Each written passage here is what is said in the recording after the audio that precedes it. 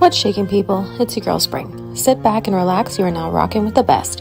Have you checked out AIM controllers? The absolute best controller in the game, from customization to branding and more. With a lifetime warranty, why not invest in something that's worth it? The best controller for the best deals. Make sure to use code DOOM at checkout. Links in the description. That's code DOOM for awesome discounts. This is your DSG brand ambassador, and you know the motto, let the good times roll.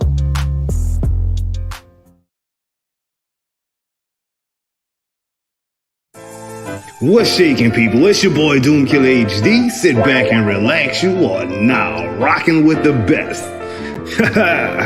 Let's go! It's the weekly wrap-up where we give you the news. Break it down bite-sized so it's easier to consume. Discussing the hottest game that's out of what's coming soon. Is it real or is rumor? Homie, that's up to you. Fire or trash reaction, live viewers call in. No cap, conversation, we going all in. It's the weekly wrap-up, so enjoy the show. You're now rocking with the best. Let the good times roll. Come on! What's shaking, people? It's your boy Doomkiller HD, back with another YouTube video. This time we live with the weekly wrap up, bringing in the co-host of the night, the man himself, Mr. Slight Stardust. How you doing, good sir? Hey man, hey, how you doing? I'm tired. Hey chat. Oh, same. I am tired, bro. How you doing tonight? Man, I'm excited to talk about Midnight Suns. Let me tell you. When you put up on Twitter that it was going to be Midnight Suns and the A game, I was a bit like, well, you know, at least I get 50% of what I want. You know what I'm saying? So I'm excited. It's my my favorite time of the week. So let's do this. Let's do it. Welcome, chat. Next up, we've got the rocker god himself, Mr. Johnny Rocker, stepping into the weekly wrap up. What's good with it, Johnny? How's it going, Gabe? So far, excited. Yes. Then we have Mr. Exclusivity himself, Mr. Brag but not brag, Mr. Show off but not show off, the almighty J Shockblast. How art thou, good sir?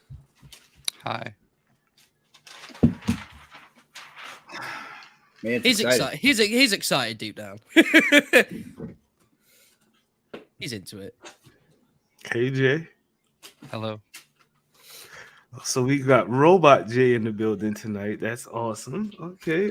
Can you type into his back or whatever so he can get excited, Jay, for Midnight Suns, who he's had super exclusivity to. He's got actual physical cards set up. Yeah, he's got 40 hours on the game before anybody even played the game, knew how to understood it all. Can we get that J Shockblast here tonight? Because that J Shockblast is freaking awesome. He's so famous that he's so busy that he left a robot in his place to do the last model decoy, you know. Yeah. Hologram. Let's go. All right. I'm just here so I don't get fined. Wow. Nobody knows that. All right, cool. Wow. Hi. I know exactly. Come on, I'm not from, but I live in Seattle. You know I know that. But wow. Anyways, last but not least, and definitely not last, actually, but last for right now, we've got the man, the myth, the legend himself, the new and up and coming monster of a YouTuber / Twitch streamer. The man has better interviews than anybody I've seen, and I do interviews. So let's bring on Mr. Deeper Depth. Let's go. Yay! Deeper Depth! What's up? What's going on? I didn't know he was going to be here. That's buzzing. I'm a fan, bro. I'm a fan. That's hype.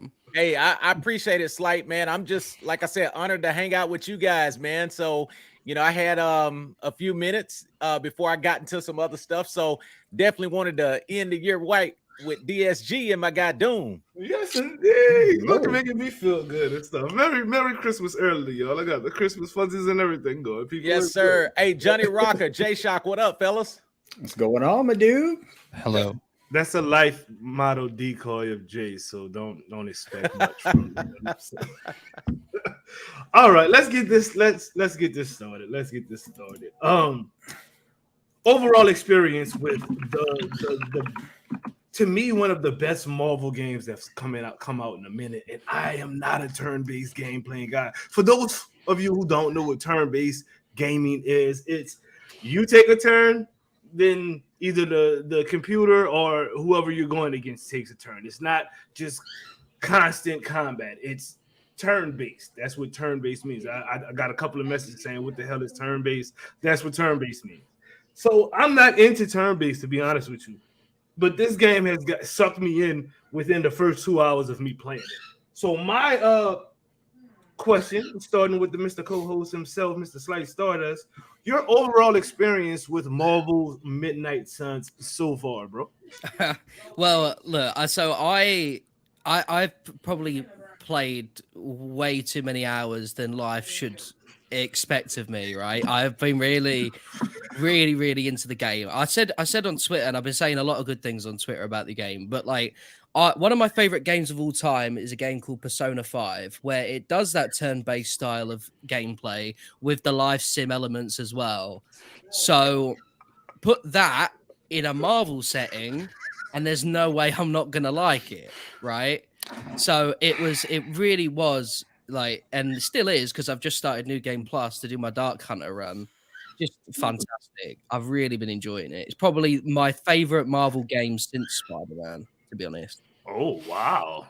Okay, Johnny Rocker, you were one of the roundtable members who got that instant access as soon as they were passing out those keys. And you were like, bros, I see y'all in a few hours, and we see you for like literally 24 hours, come to think of it. But your overall experience so far with Midnight Suns, boss? I love it. It is my game of probably the past 5 years. Absolutely everything I wanted it to be and more. Story, lore-wise, I mean, you really feel like you are in the active Marvel universe. And it's so nice playing a Marvel game that doesn't pretend that everything else doesn't exist. Right? Like, you're hearing about Galactus, you're hearing about the Fantastic Four, you're hearing about stuff that'll never cross over with the game, right? And just the exposition, the combat, everything is top notch. I love everything about it. Deeper depths. I've been watching your streams. You know, I've been sneaking in there saying hello every now and then when I can. You have been enjoying it. I mean, I'm watching you enjoy it.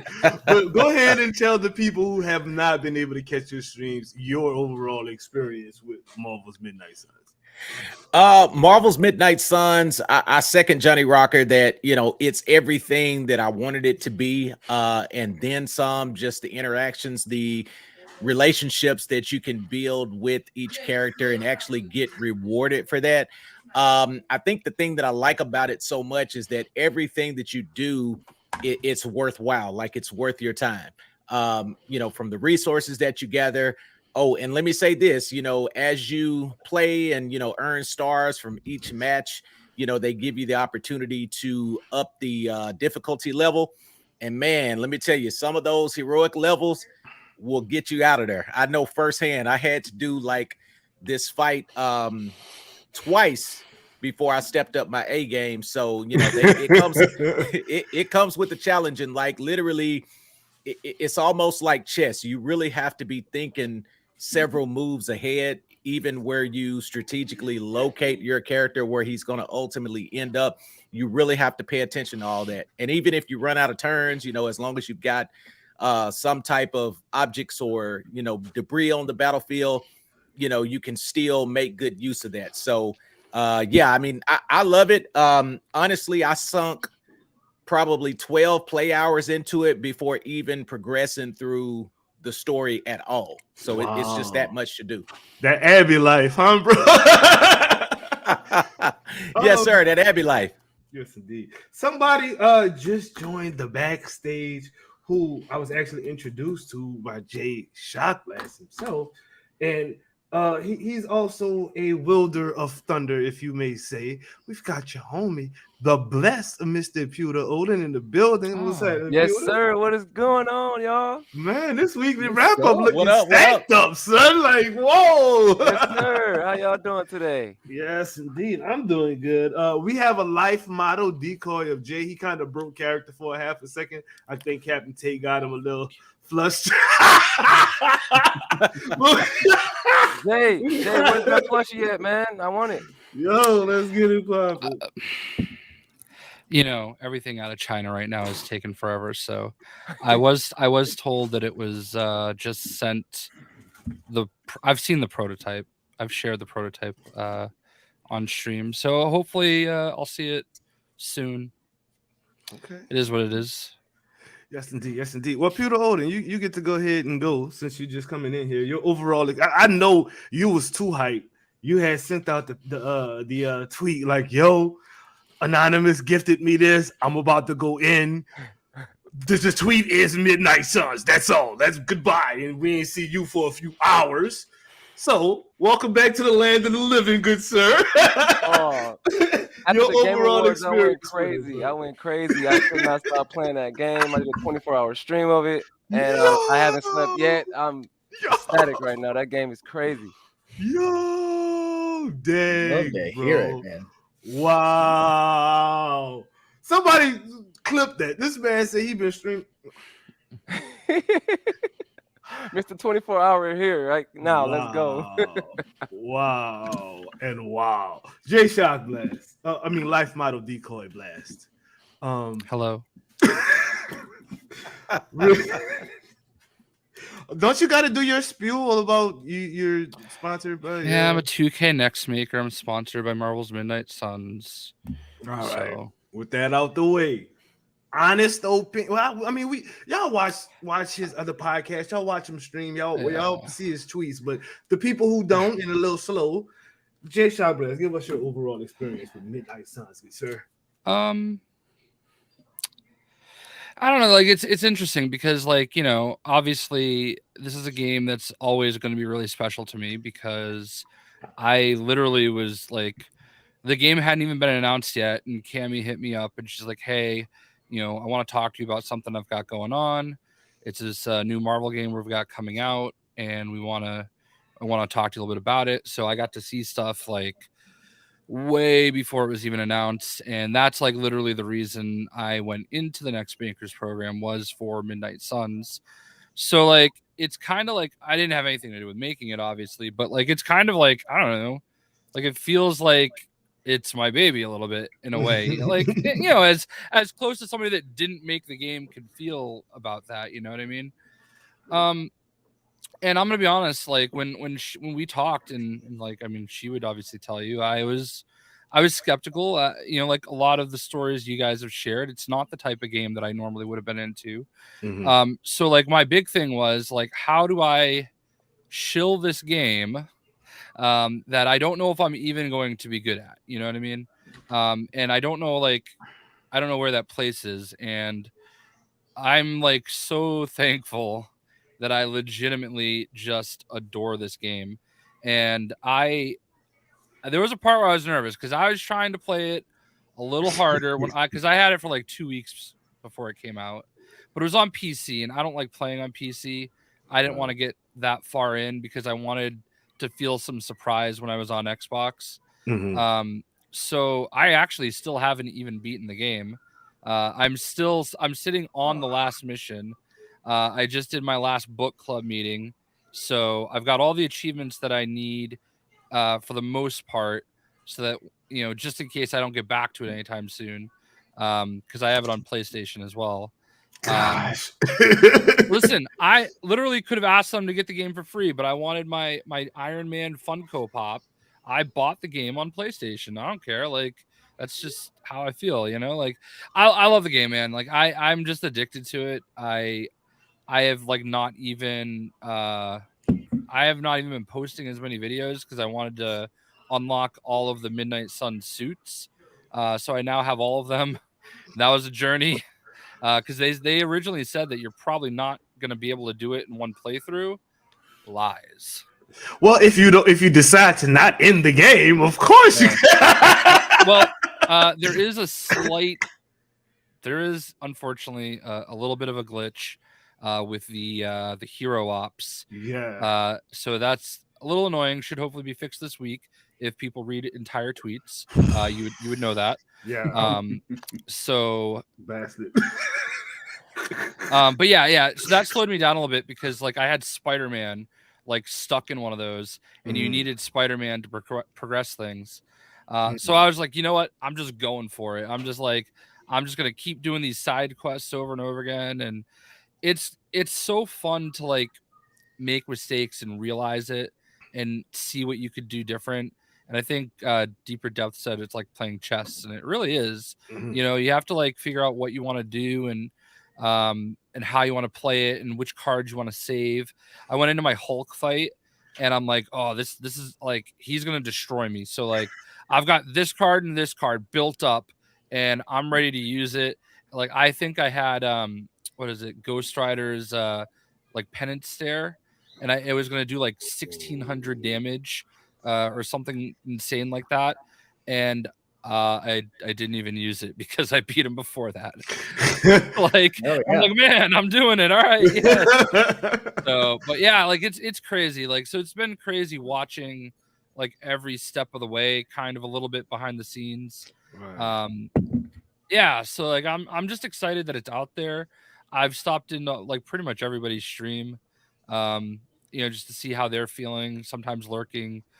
And it's just really cool to see like people that were able to get over it's a card game and like just give it a chance to play it and just how rewarded they feel, you know what I mean? So You know the craziest part about what you said just now, Jay, is even people who have that bug and cannot progress, they aren't like mad that they're not saying like, oh, this is a trash game. They're like, dude, fix the game. I want to play more. Like here's the thing. Yes. Here's what I can tell you though. I have personally been going back and forth with them like all week.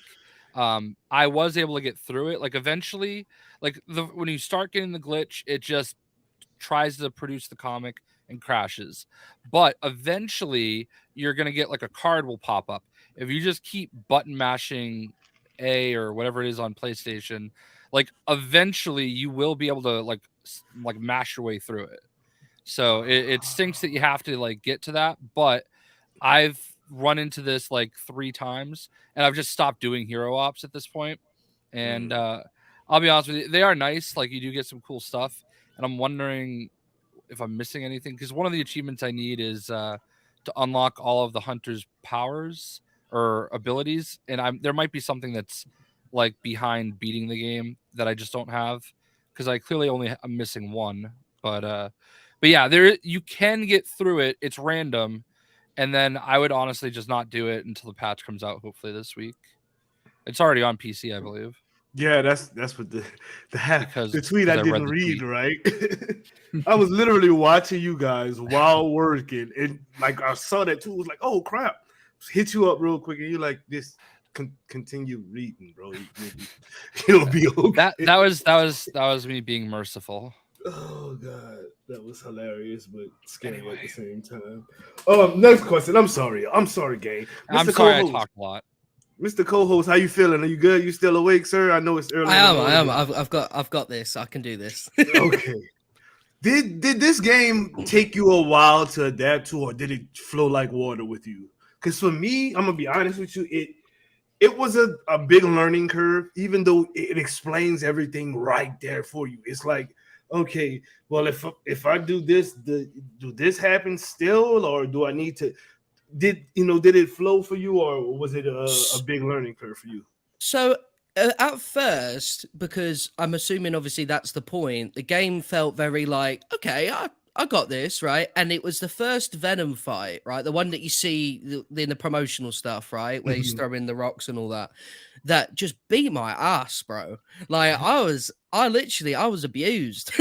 Like I was thinking to myself, what's happened? Like the curve went mental, but there is a reason for that, because that is where you're supposed to, use everything you've learned and not just go right damage. You got to start thinking about it a little bit. So you got to use the enemies to whip into Venom. You can use get to use the electricity to stun Venom so that it doesn't like hit you with anything major. You've got to obviously get away from Venom before he does that thing. I don't know what it's called. You know what I mean? The big one where he explodes. And stuff like that. So once I finally got that down, where I was like with a slither of health left, I was like, God damn, I don't know nothing. So I decided to give myself a bit of time, sort out my deck and all that. And that's something I'm still learning, and I'm on my second playthrough. Right. All the way through is that I'm still learning about what are the best mods to have, because obviously quick/marked is really good because that means you can just keep going. But then there are some heroes that benefit from having like blade, and characters like that. Obviously, you want to buff up heroism as much as you can, so you look at those mods, and it's like it's scary because I'm trying to play as everyone, right? And that was the thing I went into the game as, is like I want to be friends with everyone, I want to play as everyone. So I might have a deck for my hunter that works better with like blade and someone else, right? Maybe Wolverine or something. But I need a lot of heroism to make Hulk like super OP.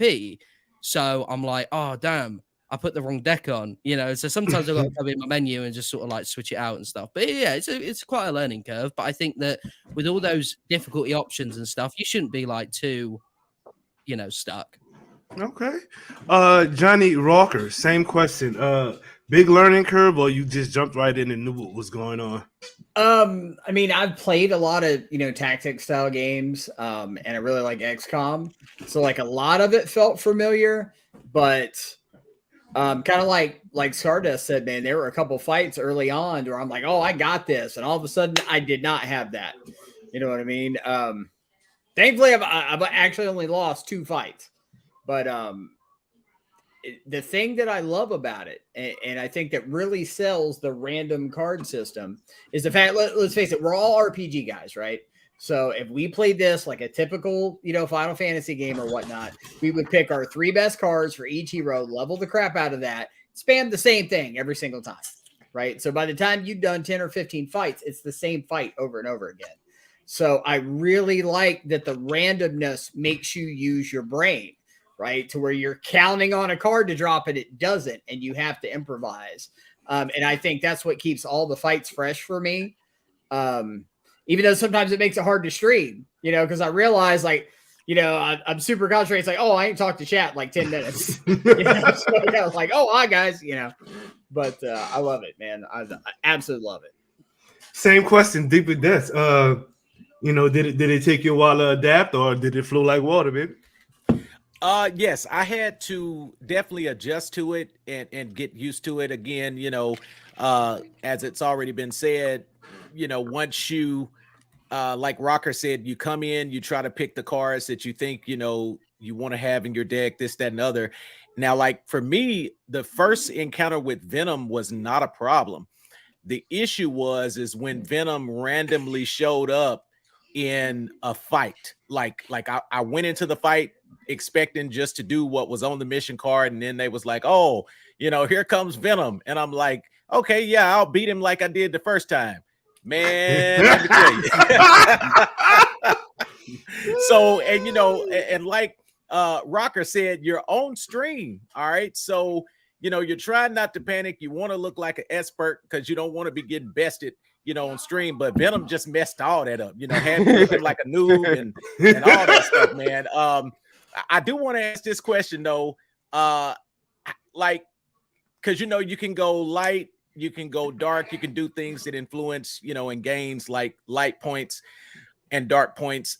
Do you all feel morally responsible? I mean, this game will have you trying to figure out like what kind of person am I really in real life? Do you feel like a moral responsibility with this game to just like, because you could make snarky comments, but it's just like, oh, hey, I don't want to talk bad to these characters, this, that, and other.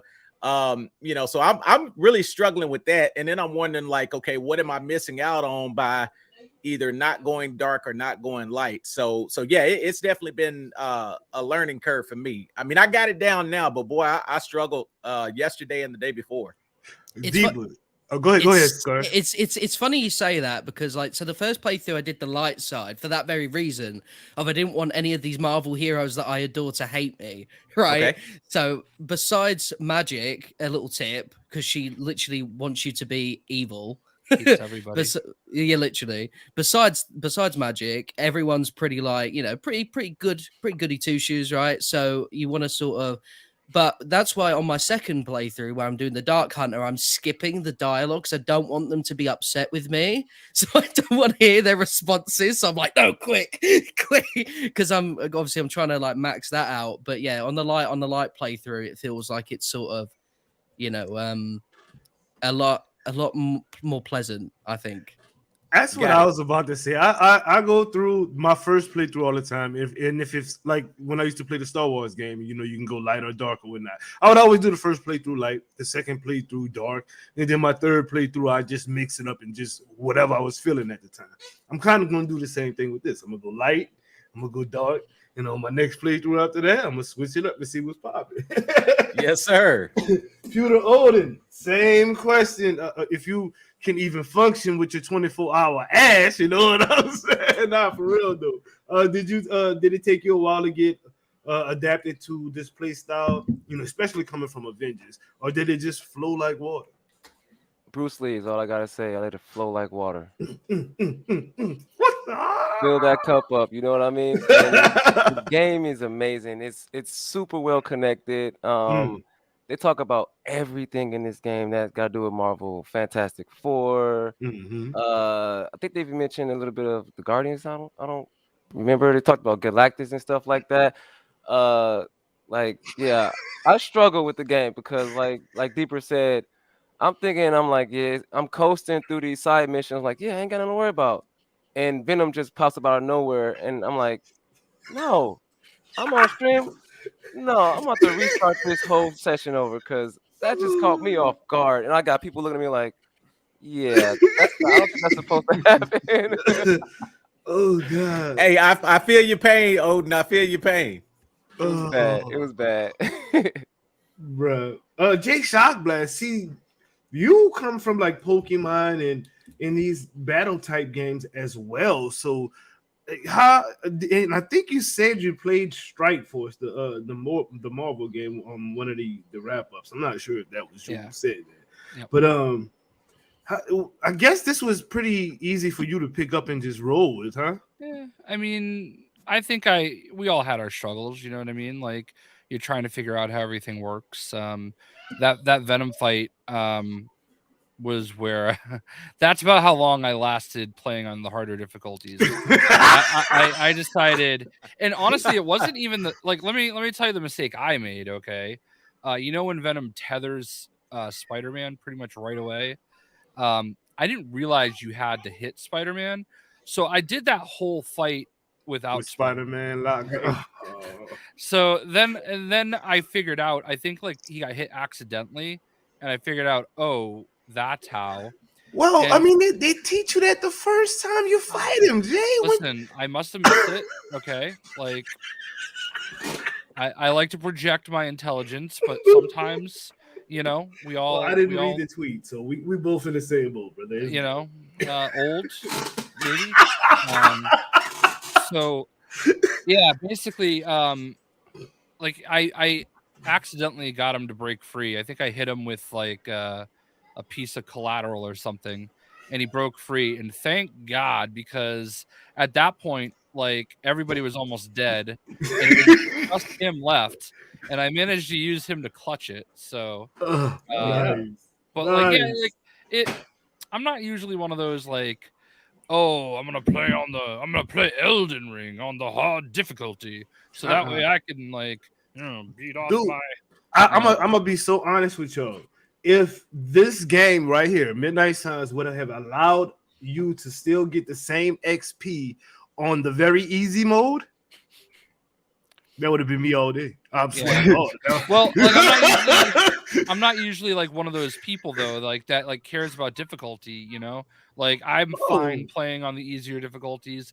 I just want to have a good time, and but like this really like I also like don't really feel that rewarded when I get through something on a harder difficulty. I feel more relief that it's over.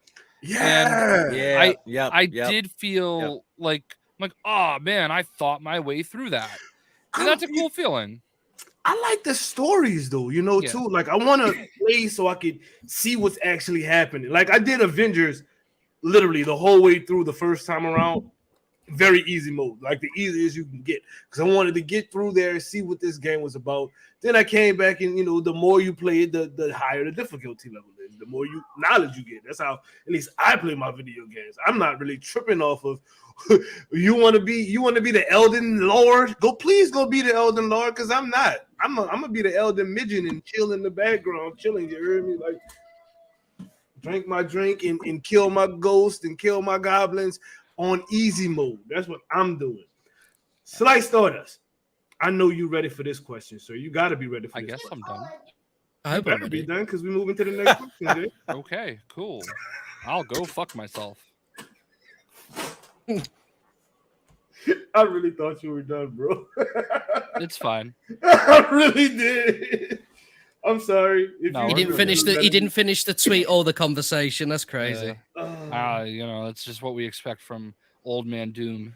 I'm getting too old, y'all. Y'all don't even understand. I really am. But Slice, I'm gonna start with Jay Shotglass, and we're gonna go That's in fair. reverse That's this fair. time. What is your favorite squad to run with in Midnight Suns, bro? God, that's such a hard question to answer. Like the whole time leading up to the game, I thought like, all right, so cool, we're gonna have Hunter, whatever, and you don't have to play with the Hunter, so I'm not gonna.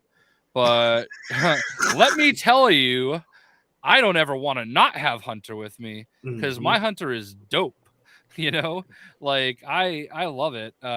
So, and I don't know if this is a question you plan on asking, like what did you do with your Hunter? Like, how did you design them? But I just went pretty much stock Hunter. I just made her a redhead, and to me, like I'm like that. Like when I play Mass Effect, I'm like standard John Shepard. That's my Shepard. You know what I mean? Like I like them to look like they look on the cover, but that's another story for another day. I use Hunter as much as I can. Now that I have everybody's Midnight Sun suits, especially, and now that I have everybody at level 25, I have been like, for most of the game, it was Spider-Man, and then when I got Wolverine, I wanted Wolverine on every squad. But like arm tied by my back, I've gotten some like dope Nico cards, and she's like so much fun to play, and I like want to use her a lot. But like it's finally there's a game with a good Iron Man. I mean, like a game where Iron Man doesn't suck. But like I love having Nico, I love having Wolverine, Spider-Man, Iron Man, Carol. Like I can't tell you, if gun to my head, I'm probably gonna go in there with Hunter, Spider-Man, and Wolverine though. Now Wolverine, do you like him because of he has that, he's like he can attack multiple people with one with one card or whatnot? Yeah, that is such a yeah, I've got some pretty he cool taunts cards as well too every time. And Spider-Man too, though. Like Spider-Man has like this. I have this one card where like on KO you get a card back, and you can string up to 4. So like you just kill all these little minions, get a bunch of other Spider-Man cards, and oh look, you have 3 quick cards, and you could just go through and do it all. But man, I didn't even say anything about Ghost Rider. Ghost Rider is freaking insane too. Like I had this one play where you his drain card where he like drains the health. Like that builds up, and each time you use it, it like gets bigger and bigger, and you can link up to more people. And like I got it to one point where I wiped the whole board with just that move, including one of those big, tall, gargantuan ladies. I don't remember what they're called. The Dread Maidens with the yeah. You, like we one know of them. Stardust would know who they. Yeah, like I honestly, every character is balanced. They have their like strengths and weaknesses, and just when I feel like I'm like, oh, I love using this character, it's like, oh, there's this other character. I do find Hulk a little underwhelming though. See, but then I watched LeJune's video and was like, oh damn. No, agreed. Damn. If you get like a great hand, like that, man. It's great, but like also sometimes he just sits there. So right. Pewter Odin, I think it was you who tweeted, I'm never taking Magic off my team. Was that you? Yes. Yes. Ever What since they squad you showed the going in trailer there for with, her. bro? Who you going in there with? Magic is amazing. She is crazy with the AoE. Like I gather everybody up and they get centered, and then whoever has the like DPS, whether it be Captain Marvel or Mhm. anybody else, just shreds the team. Mm, mm. And like I got portals for her all over the place. She's knocking people into electricity, stunning them, and certain characters do more damage to stun people. Mm. So there's that. But man, Blade is disgusting. That man is so powerful, dude. I love that man. But if I had to choose who I would bring in outside of Magic, it would be Blade, Ghost Rider, and Doctor Strange. Doctor Strange is crazy. Like the longer you play with Doctor Strange, he gives you more card plays. He buffs your characters. He brings Mhm. back other cards that you previously used, and then you can reuse those. And Especially then powerful cards. That's when he really comes in yeah, clutch. and then Captain Marvel comes in. I don't know what it is about her, but she is just so powerful. I can't help but to always charge at people and shove them into other people, and that don't even count towards my turn. So she just bum rushes people throughout the whole entire game. Mm, Love it. mm. Deeper depths. Who you taking in there, bro? I'm really feeling, of course, going back to what J Shock Blast said about, the hunter. I'll say this: every time I don't have the hunter, I die. Dang. Because because Did the you way that I have him built out, he can do a combination of both. He can heal or he can do damage, and you got those cards that has both options. So in situations where you need to heal, you can use them for that. In situations where you need to do DPS, you can use them for that. So the hunter is always in my squad. I'm liking Captain Marvel. Mm. Loving her, once she goes binary, just her blocking abilities and shield abilities. I'm rotating between Captain America and Wolverine simply Mm. because them being able to damage multiple enemies. But one of the funnest things, and again going back to that moral thing, the light and dark, it's been real fun to see how much Blade is feeling Captain Marvel, and then Oh I'm my over here god. romancing her. So The we was thirst at, is real. hey Doc, let me tell you, we was at the pool, man. She had the little two-piece on and this, that, and the other, and then I get right out of that and go back and talk to Blade, and I'm gassing him up like, yeah, man, I think she thinks you're wonderful. So that's been just really interesting to do that. But yeah, so definitely Hunter, liking Captain Marvel, or I'll rotate Captain Marvel or Blade. I'll swap them out. And then I'll swap out Wolverine and Captain America. But yeah, that's mostly been my squad. Again, I don't have everybody yet because I haven't progressed to that point. But as of now, that's who I'm using. Bro, when you said the hunter is literally in your team, Jay Shock Blast said the same thing. He does not really want to go without the hunter.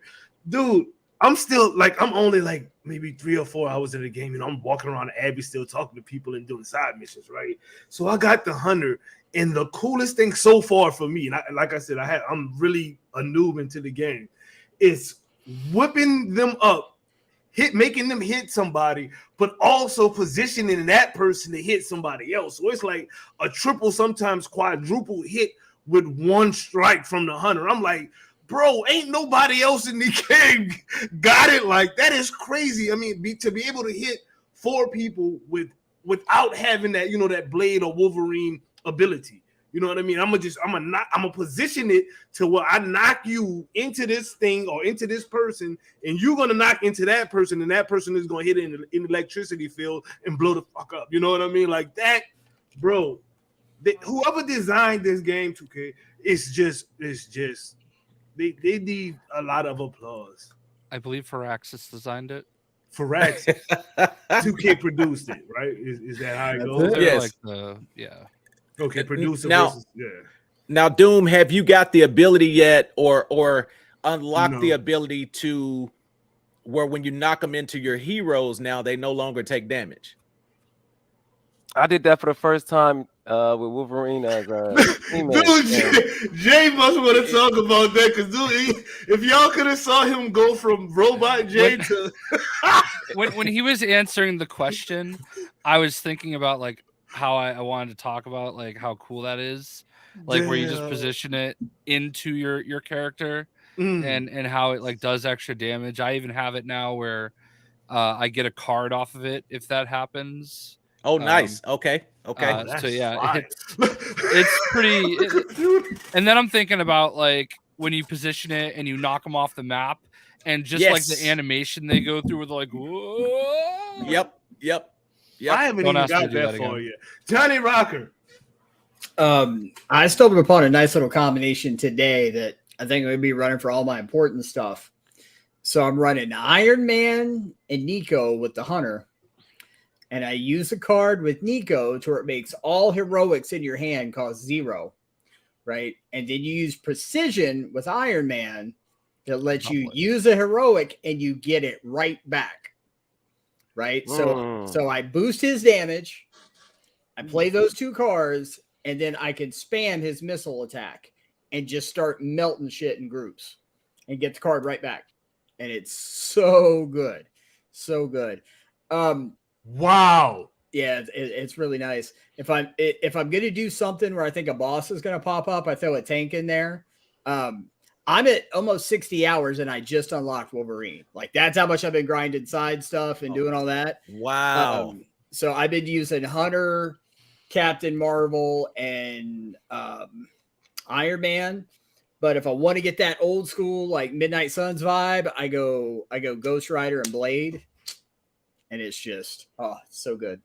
I mean, that's the thing that I love about it. Is just any combination is fantastic if you just, come up with strategies. Well, yeah, I know Slipshock is a Nico head. He's like, she's not coming off my team.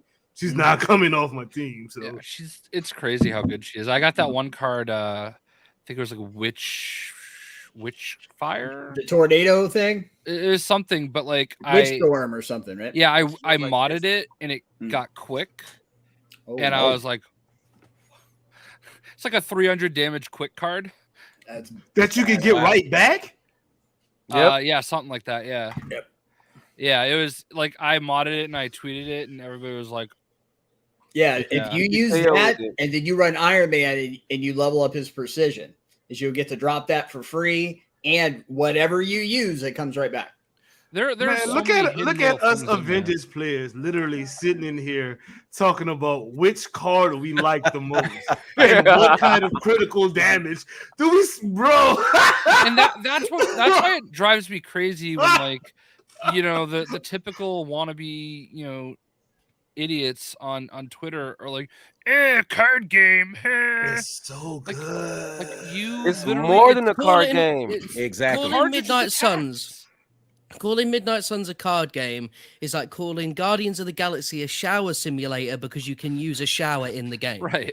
Like, bro, I don't. Or a refrigerator door closing into this game. Like I wanted to just do a full superhero Sunday stream and stream it all day tomorrow, but the weekly wrap up is on Saturday, so I had to play it yesterday so I can at least give some kind of educated opinion on the game. And man, it sunk me in. I started playing at like 1 o'clock in the morning, and I look around and it's like 4 o'clock, and I'm like, what the wow.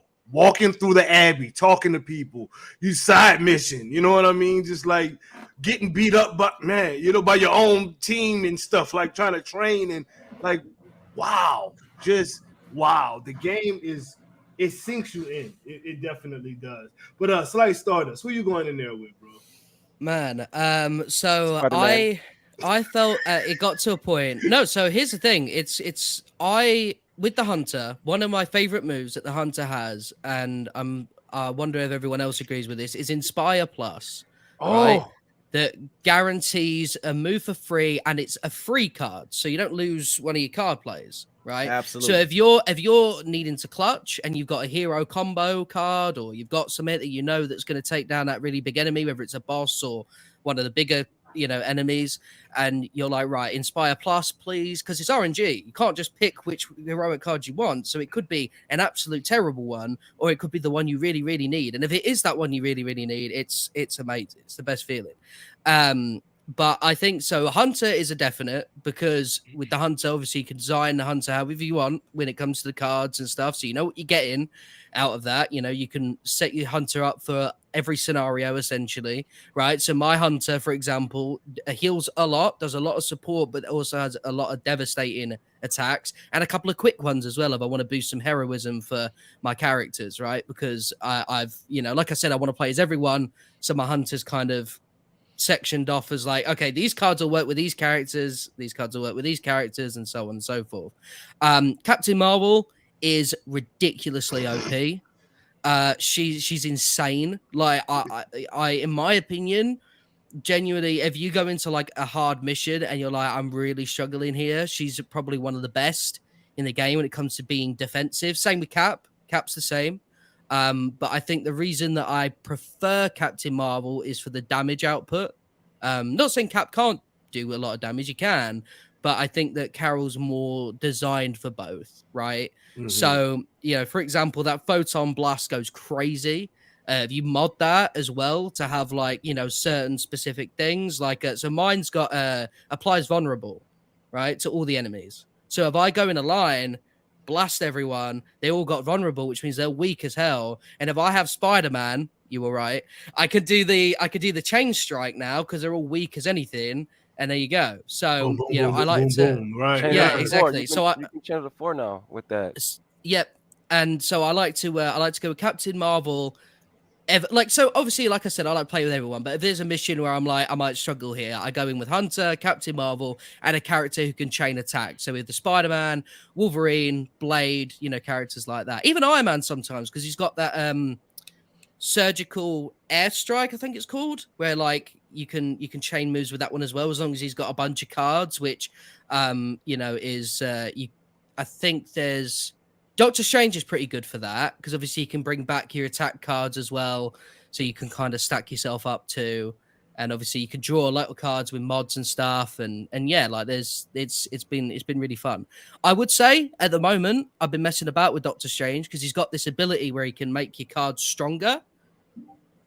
So if you kind of think, and he's got that like passive where it gives you forward card plays. So if you use one of the card plays at the 4 that you now have to boost up your cards, suddenly, you know what I mean? You're stronger and you're not really losing out from what you would originally have without him, if you know what I mean. What I like about that too, especially, I mean, like I said, I'm still a noob into the game. I'm not as far as you guys are, but the skills, like, using the skills, like especially Doctor Strange, how he, buffs everybody on the team or whatnot, or gives them, or using Blade's skill where he bleeds everything. You know what I'm saying? I will use the hell out of that because that doesn't take your turns. You know what I mean? And like if you use a quick card or whatnot right behind it, you're already overpowered, and then you've got a quick card that you might be able to get, not might, but once you use it, especially if you KO the person, you're getting it right back. Like, so you could quick spot another man. The game is freaking beautiful. Like, I don't. What I appreciate as well though is that when you start the game off and you have these ideas, right, and you think to yourself, right, I can start doing that, and because I was the same. Then you get into the later game, and I won't spoil anything because that's not fun. But there are enemies that change the dynamic of the combat entirely, right? Obviously, I want you to be surprised, so I ain't saying nothing. But they get to a point where you're like, really? They just did that? Come on, like, or there'll be a situation where you think, oh, they look like just basic normal minions, and suddenly they'll do something, and you're like, dirty really? bastards. But that's great because then it means you've got to then change your strategy for those specific fights, and like, for example, the bosses are all drastically different, as well. And one thing I do appreciate about the bosses, and this story included, is that they all feel so OP, bro. Like, they really respect these villains in every way, shape, like Venom. They're not bullet sponges. They're not bullet sponges. For example, like, Venom, just Venom alone, I've never seen him so well represented, as in strength-wise, in a game since God, Web of Shadows, maybe? Like in Power? Pulled sneaky link card. But yeah.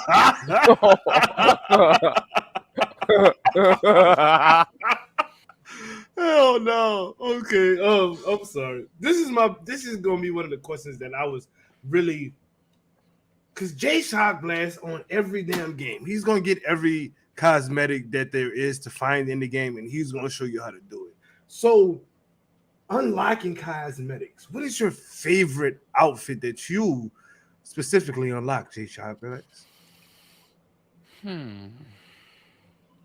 I like the light armor, I think it is, for the hunter. Like my hunter looks like Lady Sif. I think it's pretty dope. God, I should be prepared for this because I think that's gonna be one of my next sponsored videos is ranking them. Tier list, okay. So I'm gonna go ahead and just say my hunter light armor for now. Okay. They're all really cool in their own way. Spider-Man's is really cool. I wasn't expecting to be able to have the like colorways for the Midnight Sun suits, because every time you see them, they're just the gold and black. But you can actually get colors for all of them, and Nice. I have at this point changed them all to look kind of like what they would look like. Like, you know, I gave Iron Man red and Nico purple and stuff like that. But so you color theme their Midnights. Okay, that's fine. That's fine, Jay. Yeah. I don't know. That's fine. I'll tell you, those challenges to unlock them though, like you don't think that they're that like they look like they would be super easy, but they're annoying. Like I mean, I made it look like I did it all the first try, but believe me, I did not. There was some trial and error. So, Jay, can you do me a huge favor? And speaking on the heroic ops bug, can you just tell the people how you got past that? Because there's a couple of people who I know in here that are stuck right now. Can you refresh how you got past it again? So, essentially, the first time I saw it, it's like trying to populate a comic book, and then it just says out of memory, blah blah blah, and crashes. Eventually, if you go through a couple days and you just keep trying, it'll eventually like pop up with the card, and it looks like it's going to go through. And if you just like slowly react to it, and in my case, press A, it'll still crash. But once that card starts popping up, if you just keep button mashing A, like sometimes you can get it just right where it'll just plow its way through. Gotcha. And it doesn't always work, but I have gotten through it 3 times doing that. And I've just stopped doing the hero ops at this point.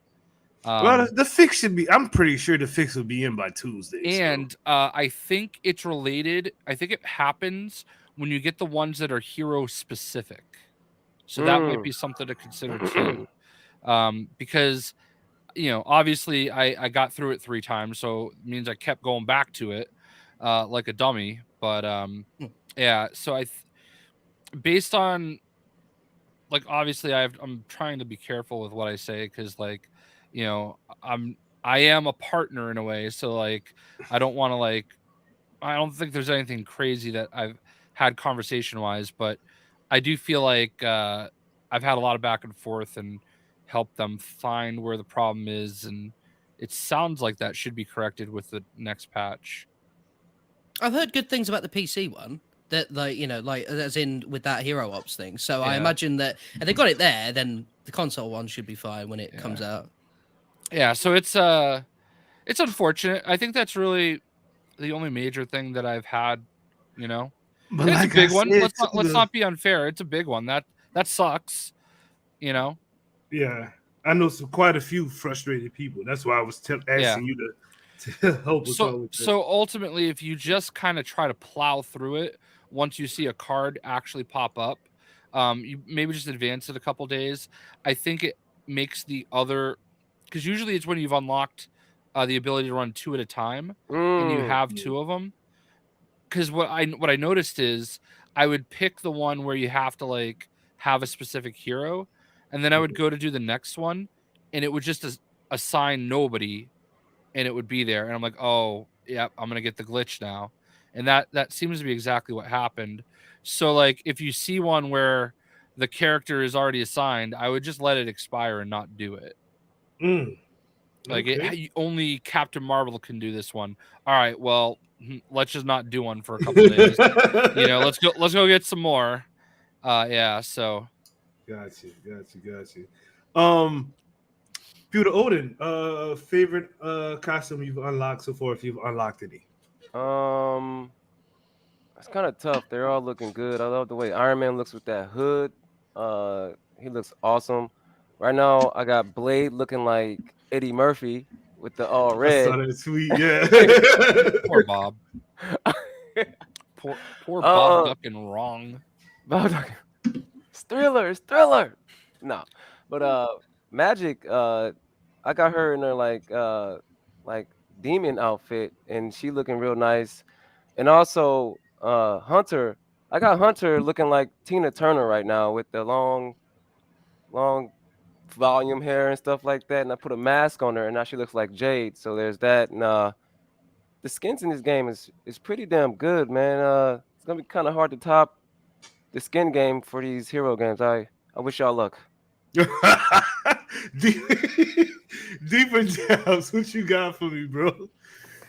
I'm tripping off AI Matrix's comment about Vampire in Brooklyn. So I don't know. I might have to experiment with something like that. But I really been running everybody stock, pretty much. Only thing I did was kind of changed Hunter up a little bit, but so far I really hadn't just messed with it, in which I got, some outfits and stuff like that, been getting a lot of colorways, but I just hadn't done it. I guess I'm so immersed in everything because it's a lot. Like this game has a lot going for it. And again, I'm probably 20 play hours in and hadn't even messed with customization. So that's telling you a lot right there. So, but I do like the idea of I'm gonna have to check the hood thing out that Odin's talking about. And then I do like the idea of what Shock is doing with, theming the colors around those final suits. I think that's brilliant. So I can't wait to get to that point to play with that. Johnny, what you got, bro? Being the metal guy that I am, I was quite fond of the second Hunter suit. I call it the Rob Halford from Judas Priest suit, just because it's metal as shit. So I like that one. But then I got that symbiote Hunter suit. That ain't ever coming off. It's so good. Hunter can be a symbiote. She got a symbiote skin. Mm-hmm. What? Spoilers. Sorry. I'm not tripping. Like, that's a good spoiler. Slice Stardust. Okay, man. So the other day when I was going through all my heroes and stuff, I was like, right, I'm gonna ask my other half which one out of all the outfits she likes, right? And she chose everyone that I chose, which was nice. So I've got him in my head right now. Ghost Rider's OG Spirit of Vengeance is so sick, especially later on. Not saying nothing. Spider-Man has two ones I really like. His symbiote, obviously. Come on, I've been begging for it for ages. And his neighborhood colorway for the OG one, which gives it more of a brighter comic booky color, right?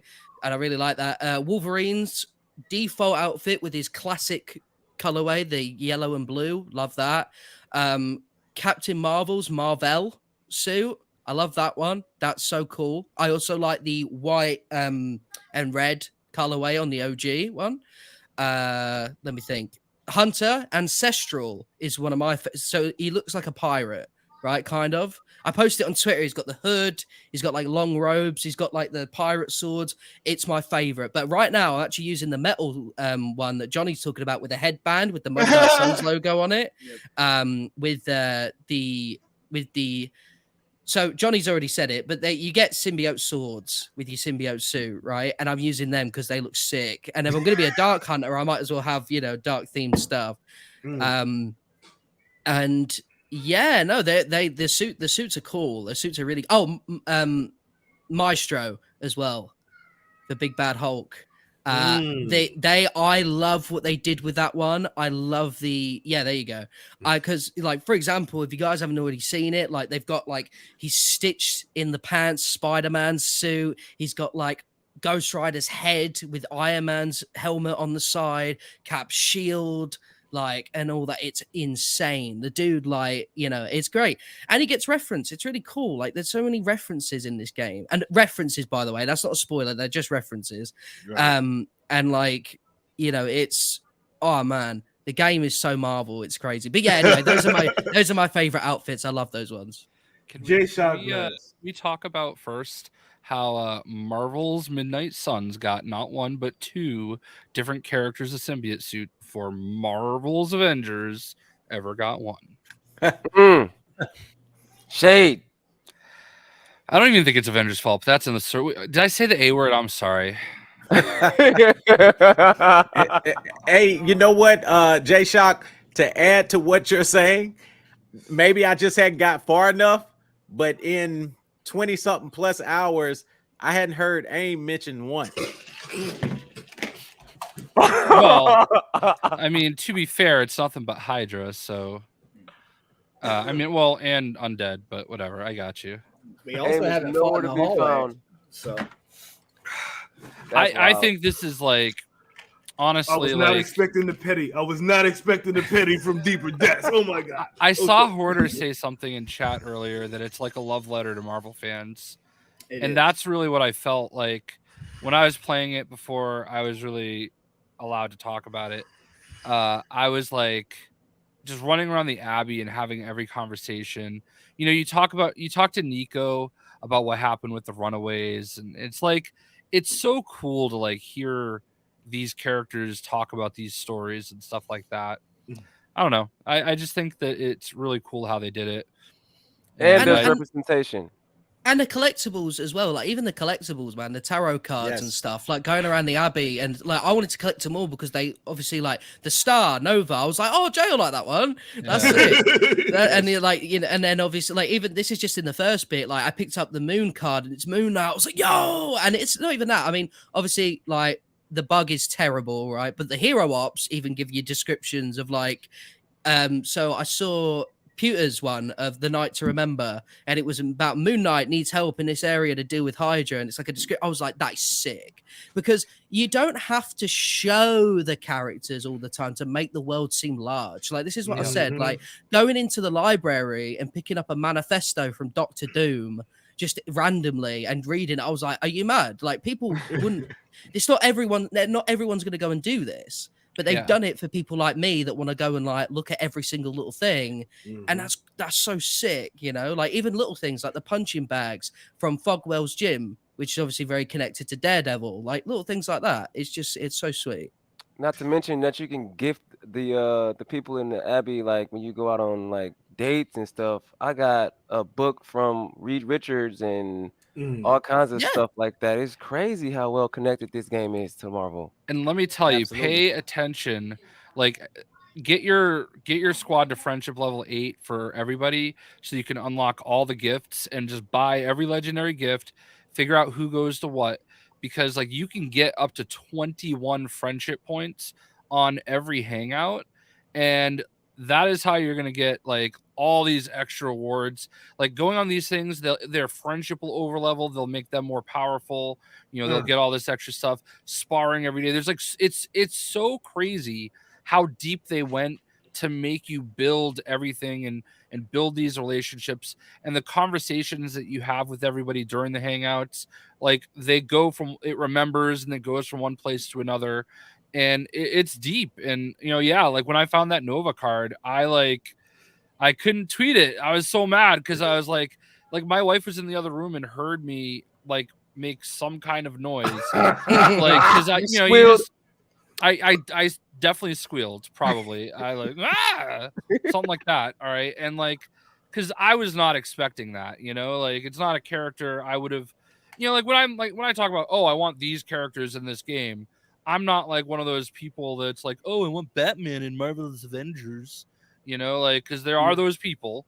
But like, I would have never thought attached Nova to this in any way. But then you see that tarot card and you're like, oh my God, I need it. You know? Yeah. I So promise you, this is the Marvel game that you're gonna want to play. Okay. Well, since you said that, I mean, let me ask. We'll start with J Shock Glass again. What would you say to someone hesitant on picking up Midnight Suns? Starting with you, J Shock Glass. the biggest thing that I've been saying is just watch somebody play it. You know, like there's so many like resources at this point now. Just watch somebody play it, because like it's so much more than what you think, but also it could very much not be what's right for you. And I think there's been a lot of people that have been pretty fair about it. Like, yeah, you know, I wish this was something else, and it's not for me, but I'm glad you're enjoying it. I've gotten that a lot, you know, and it's not for everybody. It's just not. Like, there are definitely going to be people that, you know, they're not going to be into it, and that's fine, you know. But I would say just watch somebody play it a little bit, you know, because it's really going to show you real quick like what it's all about. And like even like Sadat, like I saw him on his first stream, and you know, I'm sitting there like trying not to say anything. And I think I even saw Pewter pretty early in his play. Because I just wanted to see like, you know, people's reactions to seeing everything for the first time. And it's funny to watch the light bulb go off. You know what I mean? It's like really cool to see, oh, I get this. You know what I mean? And you know, Sadat and Pewter are really smart, and I knew they would figure it out. But like it's just kind of like one of those things where like you get it, and something just snaps and clicks. So I would say there's no need to rush out and get it at this point. It's out. Lots of people are playing it. Just maybe check it out for a half hour, and you're gonna know that fast, Pet Avengers. You're gonna know that fast. You know, I feel like it's definitely. I don't think viewership wise, it's been as much as I thought it would be, and that worries me a little bit. But it seems like the people that do give it a chance just love it, and I'm loving that. Like that's, I think, very gratifying to me. So. As far as Twitch streams, it's got thousands and thousands, like way better than what two games that I love, Gotham Knights and Avengers, has ever done. But when you actually click on like the category, you go into, it's not a lot of people watching certain said creators. It's like it's not top heavy. Right. It's just like everybody's playing it and everybody's watching everybody playing it. It's the strangest thing. It's like literally like 70, you know, it would be the top viewerage across the board, like everywhere. It's just like 70 here, 70 here, 70 here, 70 here. But it's so many people playing it, and so many people with those 70 viewers. It's awesome. Like I will go ahead, Steph. Sorry, I will say, like, when it comes to sort of this day and age of viewers and stuff, like the reason YouTube is trying to push shorts, the reason TikTok's doing so well is because a lot of people struggle with attention span, right? So a lot of the reason that on Twitch the PvP games are ridiculously viewed is because they're go, whereas Midnight Suns is obviously you're going to take your time. It's going to be a bit of a slow one. It's going to be, for the most part, for streamers, a background to your personality, because you've got to play it yourself, really. You can't watch it and feel it and there you go. I mean, obviously you can watch it and understand what sort of game it is, but for streams it's going to be more about you than it is going to be about the game, you know, because there you go. But like, obviously, you know, if you're a guy like Christopher Odd, for example, who's managed to absolutely smash the opportunity he got by the game and stuff, you know, and incorporate both things of just skill and, you know, all that, and yeah, I mean, you'll have a good time. But that's why I think that's the case, to be honest. Just attention span. I'm glad you mentioned him because he's awesome, and he reached out to me and he wants to do a video with me, and we had an idea, and early on it made sense because that Spider-Man battle, I was struggling with it, and he like wanted to basically like coach me through it, and I think I've evolved past at this point. But like, I cannot figure out something that's mutually, like, anything he does with me is beneficial, but I can't figure out how I can like do something that will be beneficial for him.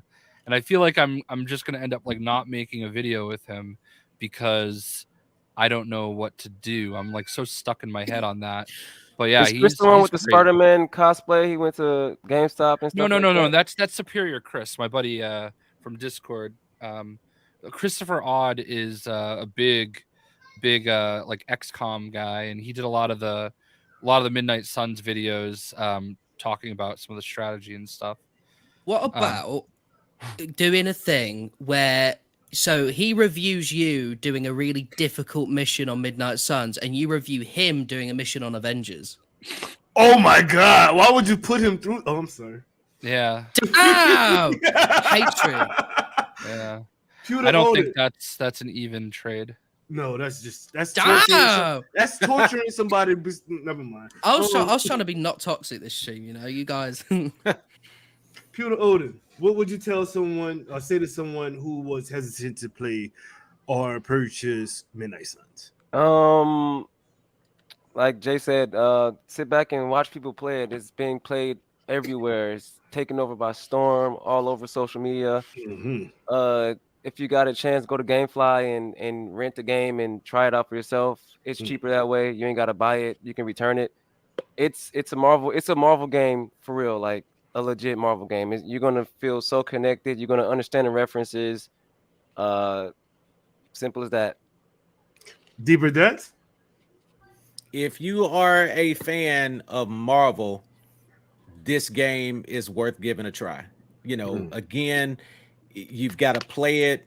And again, like they said, watch people play it, but it wraps you up in it so quick, you know, feeling that sense of responsibility, you know, like, okay, I got to go to sleep. I got to wake up. I got to make sure I pet Charlie. I mean, like there's reasons why you want to do all of these things, and every mechanic that they put in the game has some type of reward system. So it's not, you know, it's going to feel like it's worth your time. I mean, you know, I love it.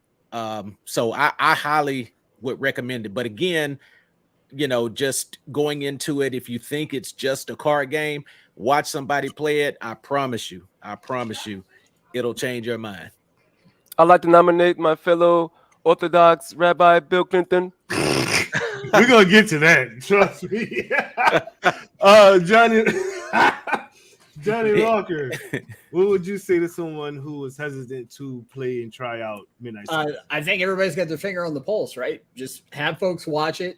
To me, that has been my favorite experience. It's fortunately happened quite a few times in the past week. Is having somebody come in the chat, be like, I don't know about this game. I'd be like, hey, man, just hang out and watch it, you know, and give it X amount of time. They're like, okay, dude, I just bought it, you know, and just having people thank you for that, right? Like it just takes giving the game a chance with an open mind, right? And as somebody, like I said, that still feels the pain for Marvel heroes, this is the most I have felt connected to a Marvel game since that game went away, right? To where you feel like you are in this universe, the things you were doing matters, and you actually feel a camaraderie, like with the characters and stuff. Just it's fantastic. It's funny that you mentioned what in the blue hell is? Oh my God, yo, welcome, our friend. Mr. High Roller to the chat. What's good? What's up, brother? Dude, Hello, everybody. He was literally sitting in the basement. I did not see him in here because of like the way the screen is set up. And I'm like, there's a person down there. Who the hell is that? And I go to scroll and it's Johnny Boy. What's good with him, my friend? What's going on, guys? No, I didn't mean to interrupt. I don't want to like interrupt you guys or whatever. I know you guys were like talking Midnight Suns, and I feel like I have like a different opinion than everyone else here. But I want you guys to continue your conversation. I'll just slide it when I can. I want to hear this. He's going to do his Canadian version. He's going to do his Canadian version of being a hater. That's kinda. Basically, my thing is, and I'm sure like I'm like 1 on 6 right now, is that like I actually find the Abby stuff like really boring, and it kind of slows like the whole game down. Does anyone like agree or disagree? I just got to the Abbey and I spent like an hour in the Abbey and it was awesome talking to people. But I understand where you're coming from because you want to progress the game, get the action going, go and fight and do, even if it's turn based or not, it's still a great fight. So I get that. I get that. Anybody else feeling the Abbey is taking too much time? So obviously I You disagree. can't sprint in the but Abbey. I understand, like, I understand where you're coming from, right? Because the game, like, so there's two very different games in this game, right? Mhm. And you're not going to guarantee to like the live sim stuff versus the actual game itself, right? The gameplay, the combat, whatever. So I can understand not liking one thing and liking the other, right? People could like the Abbey stuff and be a bit like, I just want to get through this fight to get to the next stuff in the Abbey. Like that's fine. I think that's kind of where this game might benefit from. But obviously, I'm guessing what would like be perfect for someone like Hyrule is like a mode where I can just go like fight, you know, like just a continuous thing rather than having to go back to the Abbey, do all that stuff, then get on the table again the next day and then jump in. There is a mode like that, but you got to go through the Abbey first. I just find that like happens eventually. I just find that like like similar to like what Thomas was saying is that like for me like and like I said maybe we all disagree but like I find the combat is like personally the best part of the game and I think I explained this in my Discord and maybe this is like a super hot take. I actually don't care about the relationships between the characters that much for me to like sit here and like listen to them have like these conversations. Because to me, like now this is like a super hot take. The best part of superheroes isn't the relationships between the superheroes. It's actually about like the relationships between like them and the villains and fighting the villains, right? And for me, it's like the representation of that really isn't there in the game because like you're so focused on building the friendships up that like it's tough for me to like really be invested in that part when like all I want to do is like do the strategy combat part of it, you know? What team are you going in there with? What's your go-to squad, Hyrule? Right now I just run everything with Blade and then whoever is not injured. You are hilarious. That's it. All right. It's got like a Jade Empire kind of feeling to it when you're having the conversations with people in the game, stuff like that too. If you ever played Jade Empire. I don't think I have. Is that like a BioWare game? I feel like I've heard of that somewhere. It's a very old game. Came out back on like the first Xbox. Oh shit. Okay. So I will say though that like just without going into like too much detail, there is a lot of the heroes talking about their respective villains in the Abbey, right? I know that's obviously, but you were saying like your favorite part is the connection between the heroes and the villains. There is that. And like, so for example, no, I can't really give an example. It's just difficult without spoiling everything. So obviously, we know Spider-Man's in the game. We know Venom's in the game, right? There is something there between the two. There is like a built-in sort of thing where obviously you've got Spider-Man who knows Venom super well versus the rest of the team that are, well, they know of him, but they're a bit unfamiliar, right? That does matter in the game. So you still do get that, you know? I guess.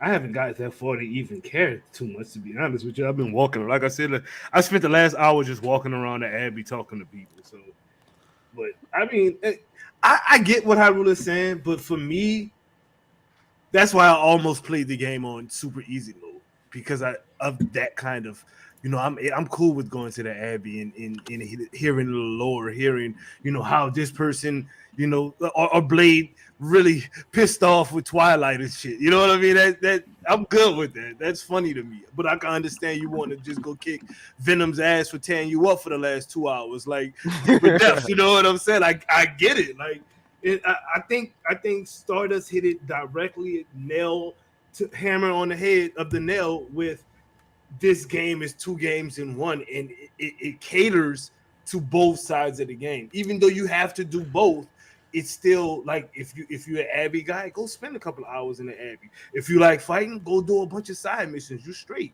Just don't get caught in hero ops for too long. You know what I'm saying? Like you good to go. Woo, snap. Anybody got anything else they want to discuss about Midnight Suns before we move to that Miller article? Because that's what we headed to next. And if you want to leave the panel before we get that, I'm not mad at that at all. But we definitely go into that Miller article after this. So any more on Midnight Suns, because this has been a beautiful podcast and it's about to get real ratchet. I'll be here. I'll stay to spew some hatred. Oh my God! Look at how Ruler down there too. His hatred is just flowing. He's smiling and loving it. He's just Look at him. It's been a while before. Right now. It's been a while before, since he's been able to dish out some hatred, good old fashioned Canadian hatred. So I think he needs this.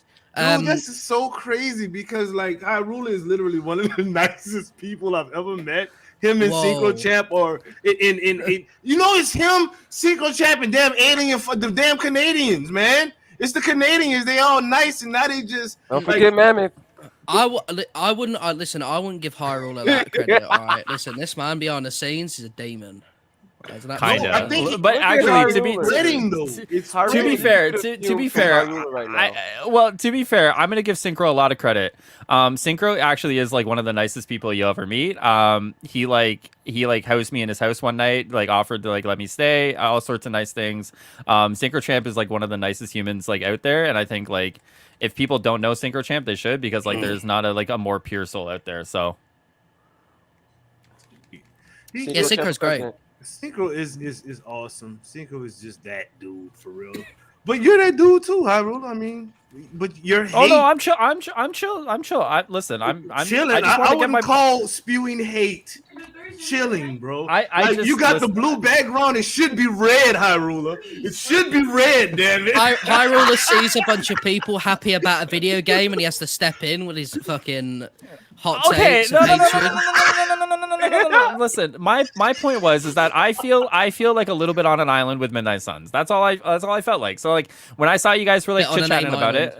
Well, yeah, funny. When I saw you guys were chatting about it, I just wanted everyone's opinion, because like everyone that I've talked to about Midnight Suns like loves like every single part of it, right? Like loves like every like the deep kind of lore, the conversations, the Abbey, and the combat. Whereas like I personally only care about like the combat part of it, right? So I personally feel like I'm like alone in that conversation. So I just wanted to hear what you guys had to say about it. That's all.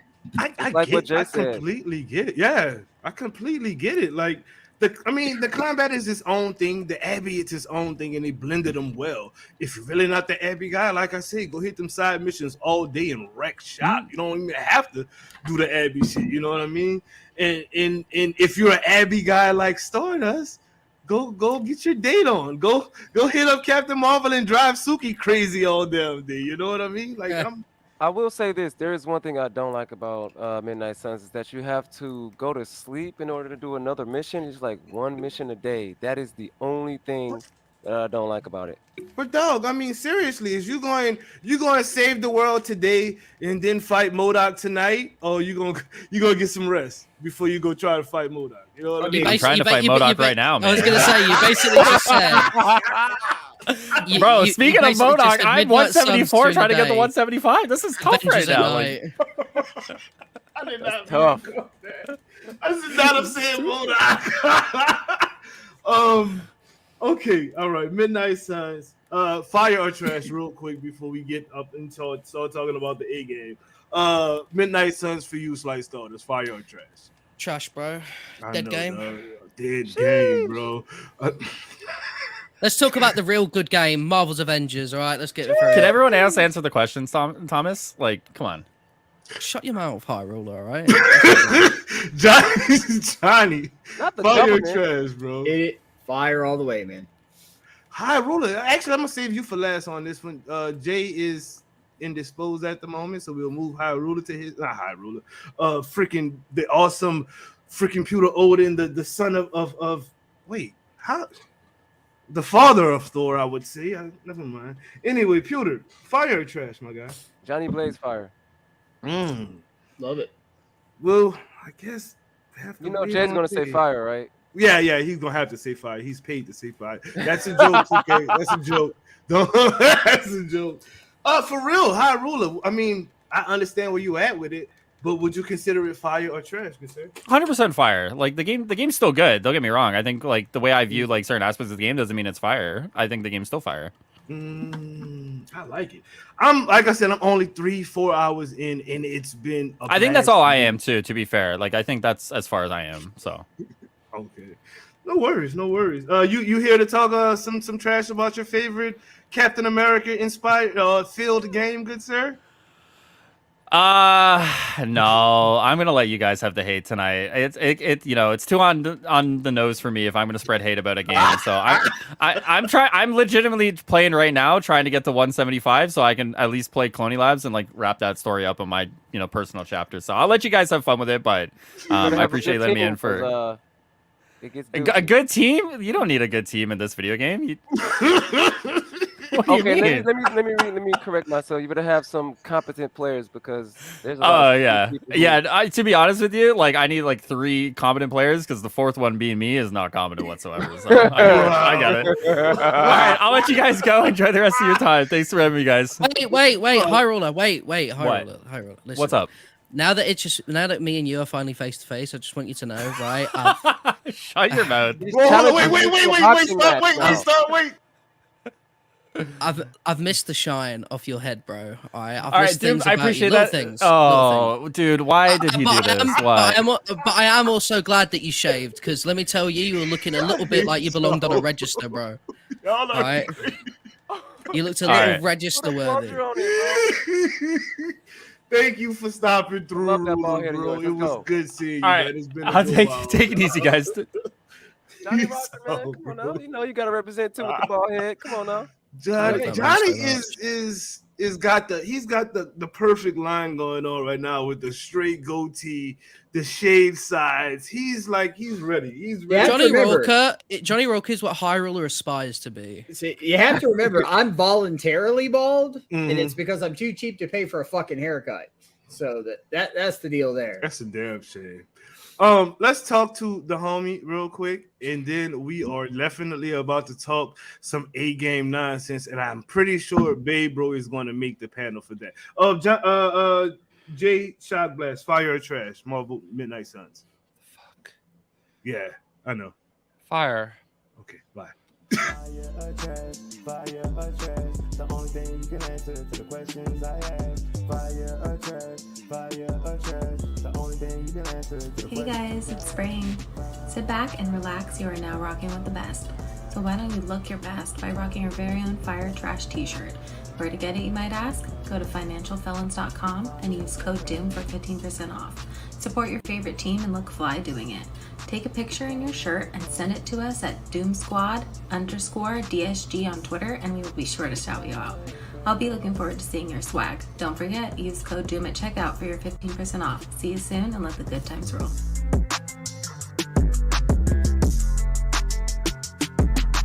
Fire or trash, the only thing you can answer to the questions I ask. Fire or Now let's keep it 100% real. Especially it's coming off of the roundtable where, I think the question was, will the game even survive through December? Or will you still be playing Marvel's Avengers in December? And the majority of, I think actually it was 100% of the panel said that it would not last through next December. And literally 2 days later, our good friend, Matrix Miller, hit us with a bombshell article it had some stuff in there that I talk to Miller a lot, at least once a day. We're in a group chat on Twitter, so we talk all the time. Not personally, but we do speak to each other daily. And he had some things in that article that I was not privy to or aware of. And I'm gonna just say this: I read the article and my jaw dropped because I got the info that I was pretty sure was gonna come to play anyway, but he literally put a stamp on it. And no, Miller isn't God. He isn't. He does. Everything in the article I don't expect to come to fruition, but 90% of the stuff that's in that article, I'm like, okay, that's more than feasible. So, reacting to Miller's article, I'll start with the co-host of the show, Mr. Slight Stardust. Your reaction, boss? Man, so so I had a nap and woke up to that article. So I was very excited to jump in. First thing I did when I woke up, I was like, right, okay. So So obviously I didn't even read what Miller put as like what he was answering or anything. I just clicked the article straight away because even if he didn't reveal anything, I was going to read it anyway to support the man. So Right. as I was reading it and stuff, I thought, first of all, really well written. Yeah, he did a good Really good stuff. Really, like, he did a great job. But anyway, about the actual juice. So the characters, not surprised. I'm really not surprised. Would I have predicted those? No, that's not what I'm saying. I'm not saying like I'm a psychic, but I'm not shocked that they went for Shuri, Ironheart, Captain Marvel, and She-Hulk, right? Two of them, very obvious. The other two, when you hear it out loud, obvious, right? Just because Ironheart's got a show coming up, Iron Man's already in the game, easy peasy. Shuri, obviously a big player now in the MCU. Black Panther's already in the game, very easy to do. So fair enough. And, the idea of Miller, sort of saying they've got no content plans for 2024, not shocked. Not shocked. Again, like that was kind of the expectation, I think, is that a lot of people, were saying that. But as I said on Twitter, man, the community have been saying that the game's going to die tomorrow every single day for about 2 years now, right? So you get to a point where, like, when it happens, it happens. You know what I mean? Like, I'm not shedding any tears over it, So when I sort of saw that, I was like, okay, yeah, that's I believe that 100%. Yep, I can see it. And all the other sort of the juicy little tidbits and that are, they're pretty interesting, pretty interesting. But yeah, we'll go into that in a bit. Johnny Rocker, your reaction to Miller's article, boss? I very much have to echo the sentiment that it was very well written. Miller did a fantastic job. Really let that journalism side shine, right? Think he's got a bright future doing that. A lot of it, we've kind of all felt that it was coming. You know what I mean? The character list. I mean, to me, Cloning Lab says everything you need to know about Avengers, right? If it took them a year to give us 2 missions that total 30 minutes in length and 2 Echo characters, and we know no more money, no more assets are coming. If you are happy with that, you like that, that's exactly what you're going to get next year, right? That character list, it's the low-hanging fruit. It's what they can do with the time and money that they have available. But, I mean, I didn't so much read it as a drama fest or whatnot, because like I said, so much of it, everybody kind of knew. And then let's just be real. We found out the next day that it was all bullshit because our boy June dropped this. We're gonna talk about that. I'm sorry. No, but all kidding aside, Miller did a great job. Like I said, it is what it is. I've been at this place a piece with Avengers for the past 7. Mm-hmm. You know what I mean? Like, if it continues, it continues. If it doesn't, it doesn't. I'm thankful for the time that I had with it. And I'm most thankful for the group of friends in the community that we have. So, Pewter Odin, your reaction? I was privy to this knowledge well before the article was written, so I knew it was coming, and I couldn't talk about it to people. Say what you said. The fact that Miller came out and said it, I was happy that it was being spoken on, and there are people. Shout out to Babe Bro, who is pushing for that actual end date for the game. Shout out to Miller as well. That article was beautiful. If you have not read it yet, get out there and read it and check it out. The Echo characters, it is what it is. Shout out to Jay for saying that all the time. You've been saying it for over almost 800 days now about the game, and it is what it is. J Shock Blast. J Shock Blast. That's me. 800 and how many? Hold on, I haven't Googled it today. I should know. Oh, yeah, I don't even listen. I don't know if you can see it, but like literally the first thing, days said September 4th, 2020. Didn't even type a word. Just clicked it. 827 days. 827 days later. Yeah, I mean, why is anybody surprised? It's the same game it was on day 113. But everybody's saying the same thing they said every step of the way. You know, like it's whatever. I don't even care. Like this is the first time that we're this far out from a new character that like I played him on launch day and I haven't touched him since. I did cloning labs. It was stupid. Like nonsensical. like how does that mission take you a year to do? 2 years. I don't get it.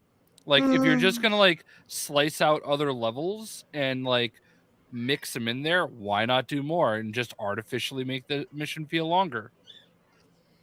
I don't know. Like the game is what it is. I'm always gonna love it. I mean, I enjoy when I play it, but like I don't think people realize how abnormal it is to still be playing a game 827 days later. You know what I mean? Like some of my favorite games of all time, I haven't played this much, you know? Like at a certain point, like the game is what it is. If you enjoy playing it every day, that's great. And I would never take that away from you. I just like the writing's been on the wall for so long, you know what I mean? Like this is who they are. They don't have anybody working on the game. Like no matter how many times, you know, Lejeune wants to make you think you're gonna get Doctor Strange. I added that just for you, Doom. I know you did. That's why I like it's just it's crazy to me that on day 827 there are still people saying, well, what if they add so and so? What if they add so and so? Like, come on. You're doing this one request, Ghost Rider. Yeah. So you know, and the irony of Eastwood's comment is I have spent 826 days until now being told quite the opposite. Oh God, that's so I'm done, bro. Oh God, I'm definitely not getting paid to play God of War Ragnarok. Whoa. What was the word that you said, Jay? You was I forget what you said. It was like underwhelm or something like that. I don't know. I don't remember. No, it's just go ahead. Jay, it's funny how those comments. Like, no, I know he's joking. You know, Eastwood's cool, but he's definitely a cool guy. Yeah. But like, it's just funny how like you're getting paid. Like, I wish I had all the money that people thought I was getting paid to play or not play all these different games, because trust me, I need it. Anyway, continue. No, we good, boss. Again, me reacting to the Miller article, it made me. I'm about to tell a damn story. Oh boy. Yeah, it's about to be really either exciting or boring. Y'all choose. It's your choice. Pewter Odin should actually feel this one a lot, actually, because he's in the same boat as me. With Avengers, in reading that article, it just made me realize a whole lot of shit, to be honest with you. Like, I personally felt like I did everything possible to get in the good graces of the people over there at Avengers in their, you know, little private discords and all of that shit, right? You know, I'm literally spending money on the game just to get other people to play the game.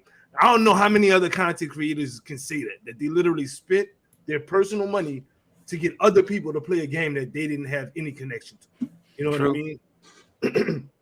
I did that. And I did that with the intention of showing the people over at Avengers that, you know, I'm personally worth their time, because I'm doing what I need to do to get people to play their game.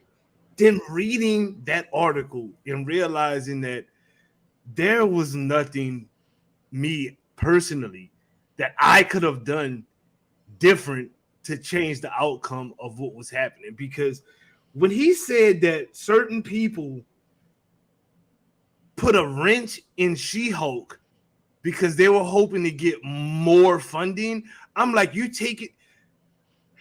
What look at December of last year to December of this year with Phil running the show. We had War for Wakanda. You know what I mean? We had this big launch with all of these fire voice actors. We had Deborah Wilson doing cameos like, yo, Wakanda forever. Made you feel that. What made you feel it, right? What did we get after that when Phil left? Silence. Nothing for months. Then we got a clone character called Jane Foster, who's incomplete. To be honest with you, she's not in the loading screen. She doesn't have her own priority harm room missions. She's thrown in there. What did we get after that? No Rest for the Wicked, which is literally a mission we've done a billion times. A billion times. Then we get Cloning Labs, which is 2 years late, 22 minutes long, and makes no fucking sense. And Bucky Barnes, who's literally Captain America and Black Widow mixed together. Their love child. Who's dating his mom, because that's what the fuck Marvel's Avengers did with the game. It was nothing that I personally could have done, Jay could have done, Pewter could have done, Slight Stardust could have done, Johnny Rocker, Sadat the Gamer, freaking Super Rebel, Miller himself, to change the trajectory of what happened and how it happened. That was decisions that we could not control. So I'm about to stop beating myself up for not being in the situation that I'm actually, at this point in life, happy that I'm not in. Because motherfuckers out there is literally punching the air every week, defending something that's literally not about to survive another 8 months. Dude. Real fucking talk. But I'm gonna let Jay Shockblast comment first on Lejeune's big troll. Yo, goddamn no, Doctor Strange ain't coming to this game if we got Bucky, who is Captain America, and Black Widow mixed the goddamn gonna get her.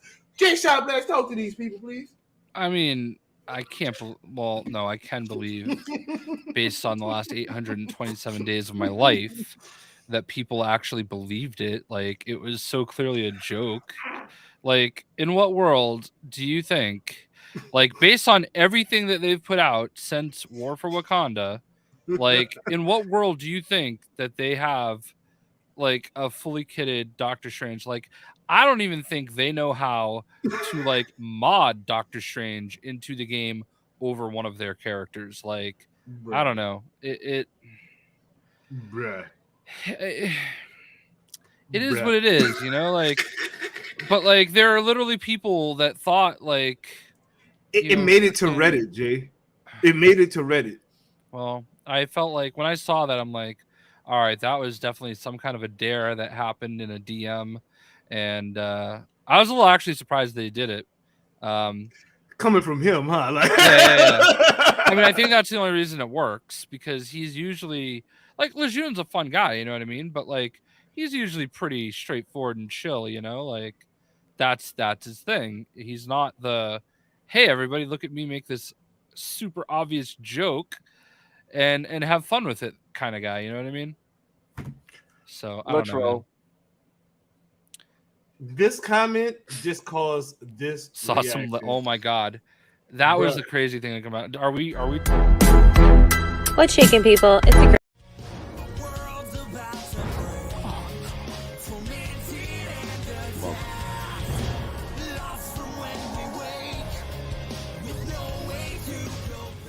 He pressed the wrong button. He did. He pressed the wrong button after he ran off, and then ran back to press the right one and ran away again. Yeah. And then he made Pewter disappear. Yeah. He ran away too. Yeah, we're not gonna let him. All right. Well, I guess this is all right. This is worth it. Worth the price of admission here. We see him sneaking back in. Wow. Yeah, Pewter's back. Wow. And he left on the do a lap screen. around his house. Yep. That man went to go get some popcorn. Press the wrong button, didn't you? I did. And then you ran back to fix it, and then ditch again. Yes, that's exactly what happened. And I'm proud of myself.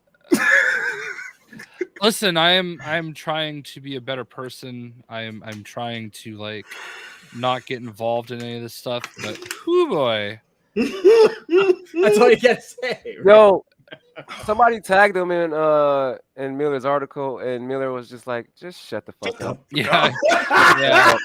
Well, And I saw him like interacting with somebody else that spoke Portuguese.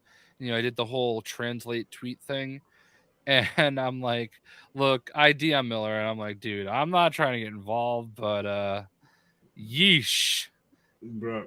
Right. I just, you know, I don't know. It annoys me because, like, you know, Johnny can probably relate to me here. Like, we saw some shit going down, and we said, fuck this, and we left. Okay.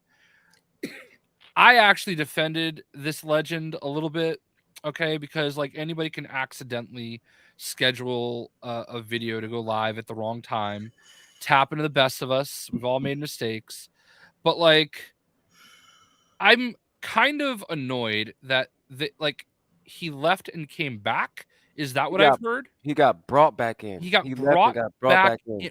Why? The PR guy. Yeah. Why? So that tells me that like me, Jay Shockblast, they like not that I think I'm anything special, but like they don't value anything that I brought to the table either, Doom. So you should not feel that bad because they said, "Oh, Jay, you stood up to a bully and you left along with High Ruler and Johnny." And I think if the three of us didn't walk out that day, a lot of things in that program probably never would have changed. Mhm. Like they would have thought that, you know, they could just sit there and talk to content creators like that. And by they, I mean he. Like, but we that left. was not okay. Like, no, what happened was not okay. And I think I've as quiet as I've been about it, I've also spoken about it a little bit, but I've danced around it, and I don't think I've been given the same respect that I've given them. I'll say that. All right. But I think it's really annoying that like, you know, somebody who like literally offers nothing and has like you're gonna reach out. Like nobody has ever reached out to me, all right, about me leaving, all right, and I find that highly annoying because I was a big time supporter of this game for a very long time, and I still am. I haven't let my experience there, which was kind of a joke. Like, let's be honest, there was nothing happening there for a year. Okay, like it was a waste of our time. Like we got really nothing out of it, and I say that as one of the few people that got like a skin early back when it was actually a thing that like meant something, and it wasn't just them like throwing them at every single person every week, you know, and like I don't know, man, like that's frustrating to me because like I feel like I'm not valued, and I know that you feel that way a lot of times, Doom, and I know that you feel that way, Pewter. I know you feel that way, Stardust. I know a lot of people that never got that opportunity to go into that little room, you know, or got those opportunities. I know they feel undervalued. So just understand that you're not alone. There were those of us that were there that that they were okay with leaving. But then the one that they weren't is that one. So all right, cool. I don't know. For me, I feel like there's a 900-pound gorilla that's been in the room since the day he said it. I know Pewter heard it. I know Old Head heard it. I know Garn heard it. I knew everybody that was involved in that podcast heard it. But when you have somebody that makes openly misogynistic comments about a female employee deserving to be chained to his bed, right? And then goes on another podcast to talk about how much he hates her, right? Threw us all under the bus, by the way. Right? Yeah. You know, and let's be real. The only reason he created a team was because his bots got shut down on Twitch, and he went from an 85 viewership to a 10 viewership. So then he has to create a team to start forcing those guys to raid into him, you know, to trick him full of his bullshit. And that's the person you want to bring back in, right? And that's the thing is I just feel like if if the people, the devs were privy to the things that he said, right? Like I said, the whole community knows it, right? And it's not like people haven't tried to like make them aware of it, though. I mean, we saw, you know, like without mentioning specific names, we've seen people, you know, try and say, "Hey, did you guys know about this?" And it's like, "No, we never heard anything about that." And it's like, wait, well, probably when people in the comment section know what this man said, bro. When people in the freaking comment section know what this man said, dude, like it's beyond me that they're blaming Scott the Gamer for something that this man. Because, dude, I will bet you every dollar in my bank account, the second he heard that phrase anywhere somebody make a joke about changing the bed, he probably ran straight to those devs and said, Scott the Gamer was the one that said this. Well, I know what he did to me, and I've had devs tell me what he's done to me as far as talking trash about me to the devs behind my back when I've done nothing but support and show the man love. You know what I mean? Right. And he literally. And just like he was saying shit to people at 2K about don't give codes to this person or this person or this person because they're drama and it's like it's the pot calling the kettle black, dude. You know what I mean? I really need to understand from a business perspective from these companies, right? Just in general, of like what the business savvy is with listening to this guy and like putting so much stock into what he says even when he scheduled the video to come out like instantly, he still didn't get more views than Casual Avenger, who posted it an hour later. He didn't even get double. He didn't even get like Casual had like double plus. Like that's an asset, not early leaked 200 views in hours. Like it's your Casual Avengers that gets 600 views in an hour. Like, but Casual is friends with Miller, so there's no way they're gonna let him in there. Period. So anybody who's friends with Miller is just like. Oh, you're on the shit list. You're on the shit list because Miller leaks, and we don't like leakers here, even though we're talking about a leak right now. Every game has a leaker. In most games are friends with their leakers because it helps them. It helps them. Fortnite's leakers are on their, FBNR leaks and Shin and Fire Monkey are out there every freaking week. Bringing nothing but views to fucking Fortnite. Marvel Snap that has developers in that Discord. It's an official Discord. It's their official Marvel Snap Discord has a leaks channel designed specifically for leaks, right? They'll show off unreleased cards, unreleased modes and seasons and stuff like that. And it's fine because guess what? People get excited about it and people get hyped about it, right? And there you go. And and the reason that they don't, you're not going to get Ben Brode going on Reddit and being like, but the reason you're not going to get someone like Ben Brode going to Reddit and being like, the Miller of Marvel Snap is a, he got it wrong, hey, idiot, but in actuality he got it right, but they just don't listen because they hear what they want to hear. Sorry, I'm sorry. No, you go. Cool. I no, you can keep going. I'm sorry.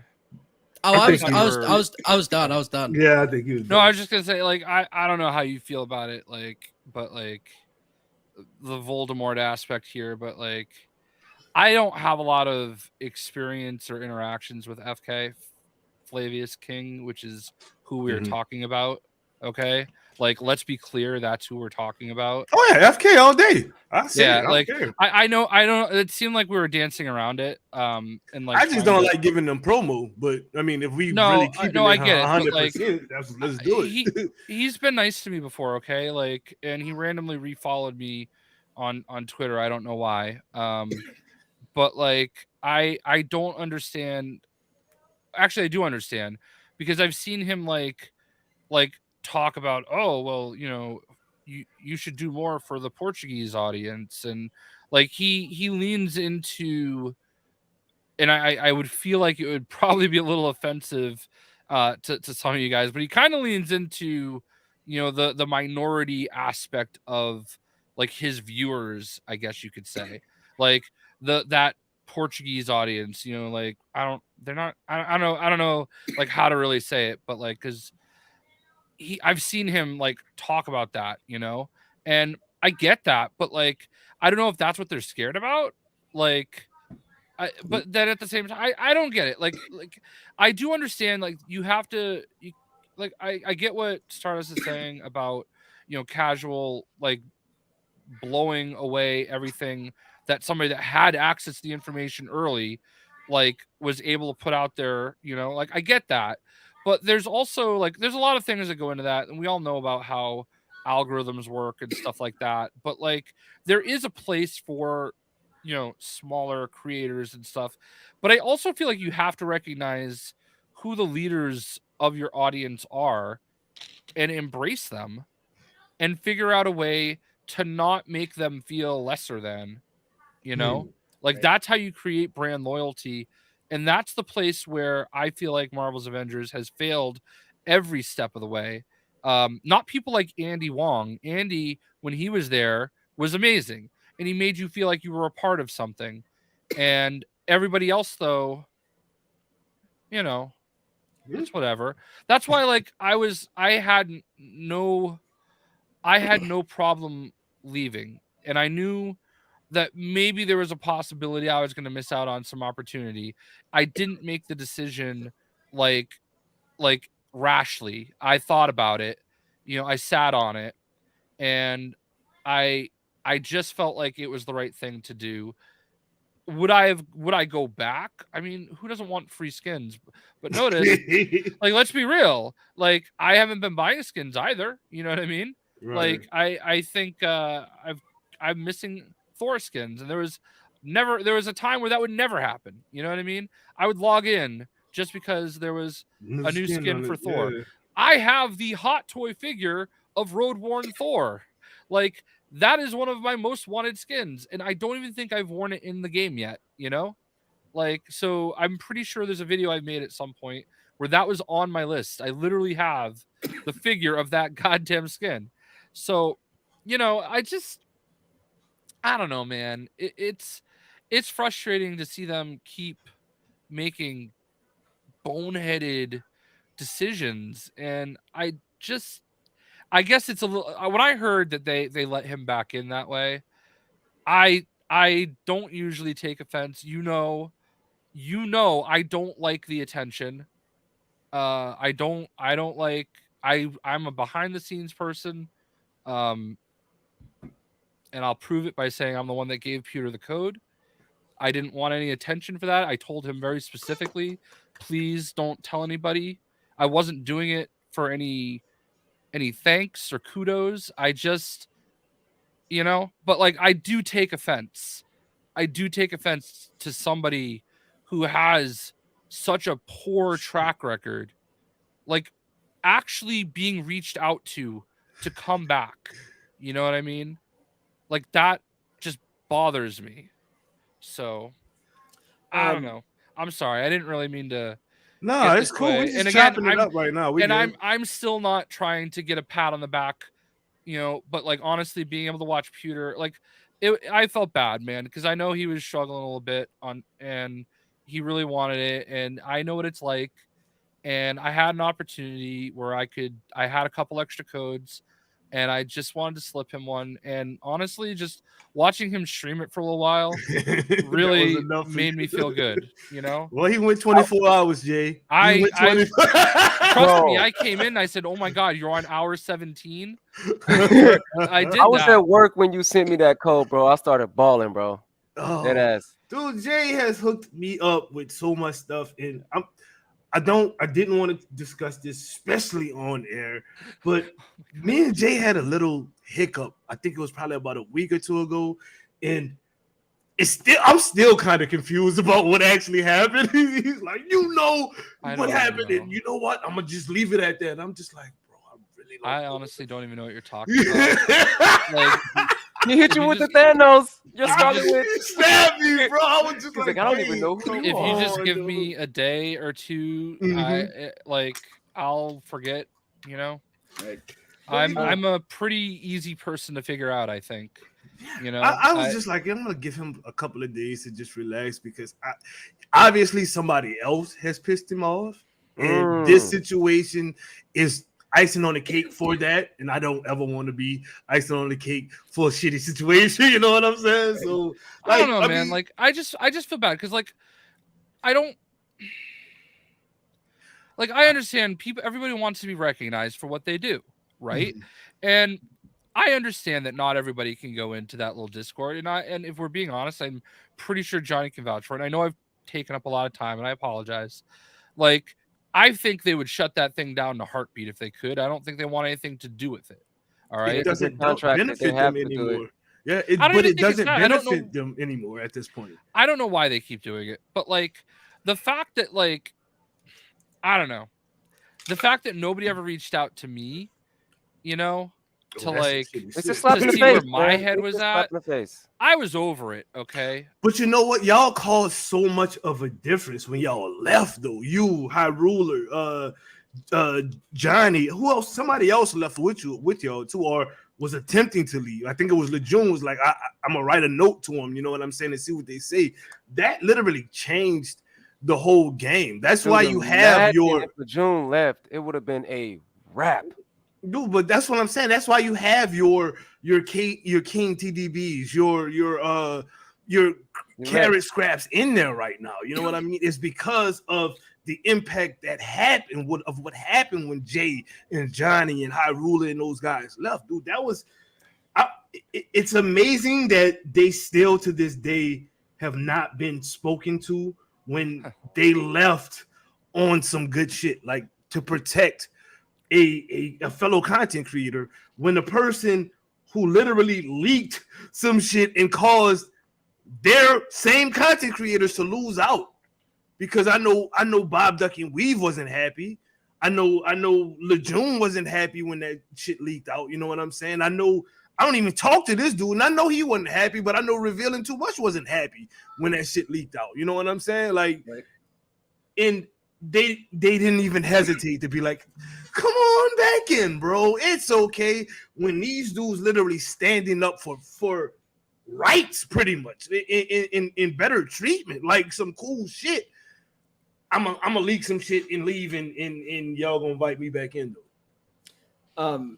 I just want to say to kind of add to this, dude, you were right on the money.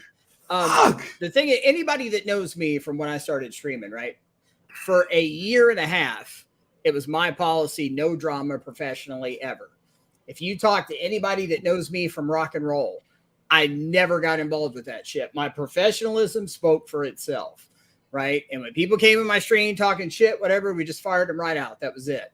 You know, or if somebody come and said, hey, Johnny Rocker, so-and-so saying shit about you. It's like, I don't care. You know, my work and my business speaks for itself. Right. But I'm an old school motherfucker. Right. And I come from a different time to when if you mess with the people I care about, you're fucking with me. Right. And you will start a war that you can't even wrap your head around because everybody sees nice Johnny Rocker, right? And that to me, that was the thing that started the whole FK deal with me, right? I really didn't have a problem with him. I thought he was scummy, right? Like you know, Peter did talk. He double talked everybody, right? You know, he'd be talking to this person, they're great. The second they'd hop out, oh man, I hate that guy. That guy's an asshole, right? But I've known people like that my whole life. Right. So that didn't bother me. But right, when he starts saying misogynistic shit about a woman, right? And the only reason he said it is because she didn't come be on his stream because all the XP booster stuff was breaking. Right. He says that shit, detonates his whole team in 24 hours, right? And then immediately threw Pewter and Garn and Old Head and everybody under the bus, started talking shit. I could not stand for it anymore. I couldn't fucking stand for it, right? To watch somebody like Pewter that loves Marvel like so many few people do on the fucking planet, right?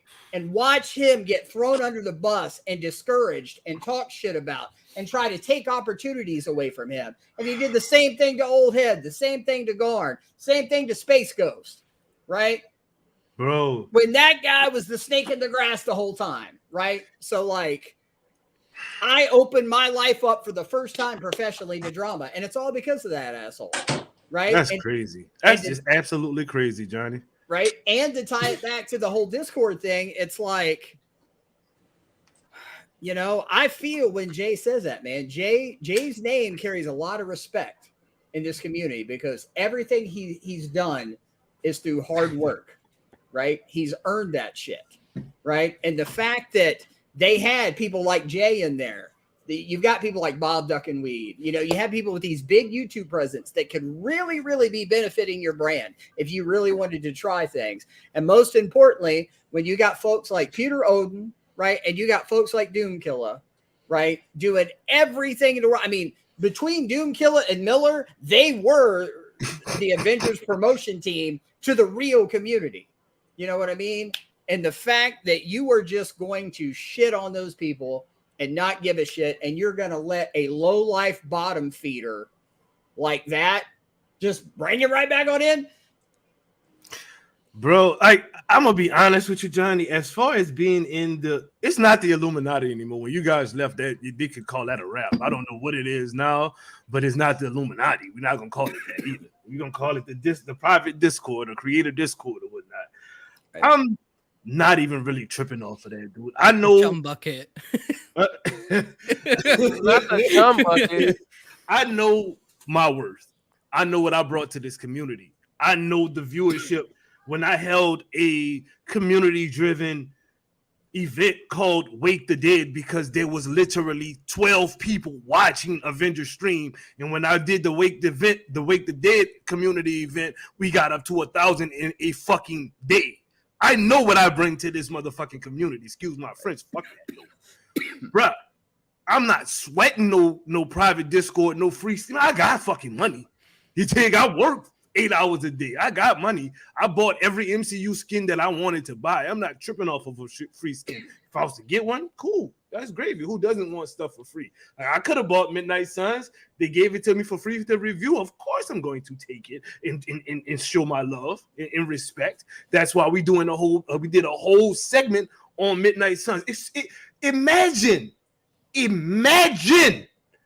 what I would have done with a little bit of backing from Marvel's Avengers, though. Imagine what I did already. 4 events, paid out winners, couple of Avengers Initiative things. You know what?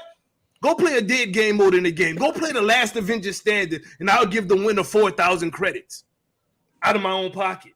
Go play the game. You know how many people turned in submissions for that? I had over 100 submissions for the last Avenger Standing, bro. Who still plays the last Avenger Standing in this game? Nobody. I got there people to play that shit, son. Me. And I'm not stunting on myself. I'm not one of them dudes that's like, yo, look at me. I'm the biggest, because I don't give a fuck. I wouldn't have everybody on this panel right now if I was that type of person. Y'all know me. But I'm just saying, imagine if they would have just believed in what I believed in. Because I believed in them. I believed in Avengers. That's the whole reason I'm streaming today, is because of that game. The decisions that were made has it to where now, 827 days later, we're talking about the end of Avengers. Welcome to the stream, Dave, bro. How you doing tonight? Good, sir. Let's go. What an intro. What a front row seat the Babe Bro got people as soon yelling. as he joined. And he's like, I'm in. Listen, I understand the type of time that you want. Just you know what I just what just happened with me. So yeah, you know, sometimes people if they keep giving you trash and you keep letting them, and that's what happens, you know. And like I said, I think I said this on the last stream. Like, I followed Jay Shock Blast when he was covering Marvel Heroes before it had the Omega. Like, this is nothing new. If people know protocol, people know how this works, right? Everybody's supporting your game, we're showing love to your game, but I don't have to be like, I'm not gonna be the lighter on your butt. Like, if you really don't want to do this, why are you? Like, that's the way I felt, and that's the way I feel. Even, you know, the last time I was on here after the show, Alien Fodder asked me, like, so why do you play? because I love Marvel. If this game was anything else other than Marvel, I would not tap into it every now and then. And the reason why I criticize it is because I was part of the people that sat there. How many Game Award shows ago did they show the Hammer Avengers project coming soon? It And was a long time ago. I was part of that crowd that was waiting. So to see and get this, you know, you gave me red velvet cake with no real cream cheese frosting. Like, what is your problem? Like, I just That's feel an like you analogy. and you don't care that it's vanilla. Like, you really don't care. You're just like, hey, you know what? This is what we got. That type of behavior. Like, literally. I have to say that Babro says that, and like, I distinctly remember Johnny Rocker and Pewter Odin and Babro being in my streams and playing with them. So like, I remember them, like, and I just, it's so, that's how you know, and I just think it's so cool that, like, yeah, I don't know, man, like, I'm just kind of feeling a little nostalgic though. Like, it's crazy to me, like, how this community can be, that here I am sitting with, you know, 3 people that, like, I've interacted with a ton, and they're doing things, and I think that's awesome. Yes, you know? indeed. Yes, indeed. Yeah, let's keep it positive. I didn't want Avengers disassembled section to actually be all negative. Yeah. I'm actually glad you said that, because I was about to tell a real depressing story. I was about to drop a bomb, and you were like, "Yeah, let's get to positive." I was like, you know what, dude? I mean, it's free for all section. If you got something to say it. All right. So this is a story that I've sort of spoken to, like, some friends about, right? But it's not been something that I've really gone into detail about publicly. And maybe I have, but like on a stream or something, you know, it's not something I've made really known. But I was the same as Babe Bro and probably loads of other people of the Avengers Project trailer. I mean, you know, come on now, that was so exciting. But it was actually, I remember I was sat there, and you know, full disclosure, I was in a really bad relationship, right? Back in the day, it was very like emotionally abusive, you know, and all that. So like, I didn't have a lot that I could enjoy, right? I didn't have a lot that was me and me only. And if I did, it weren't allowed to be, it weren't allowed to last. Do you know what I mean? So I was sat there one day, I was feeling real shit. Thanks for the outro. But yeah, I was just feeling, you know, proper down about everything. And then I saw that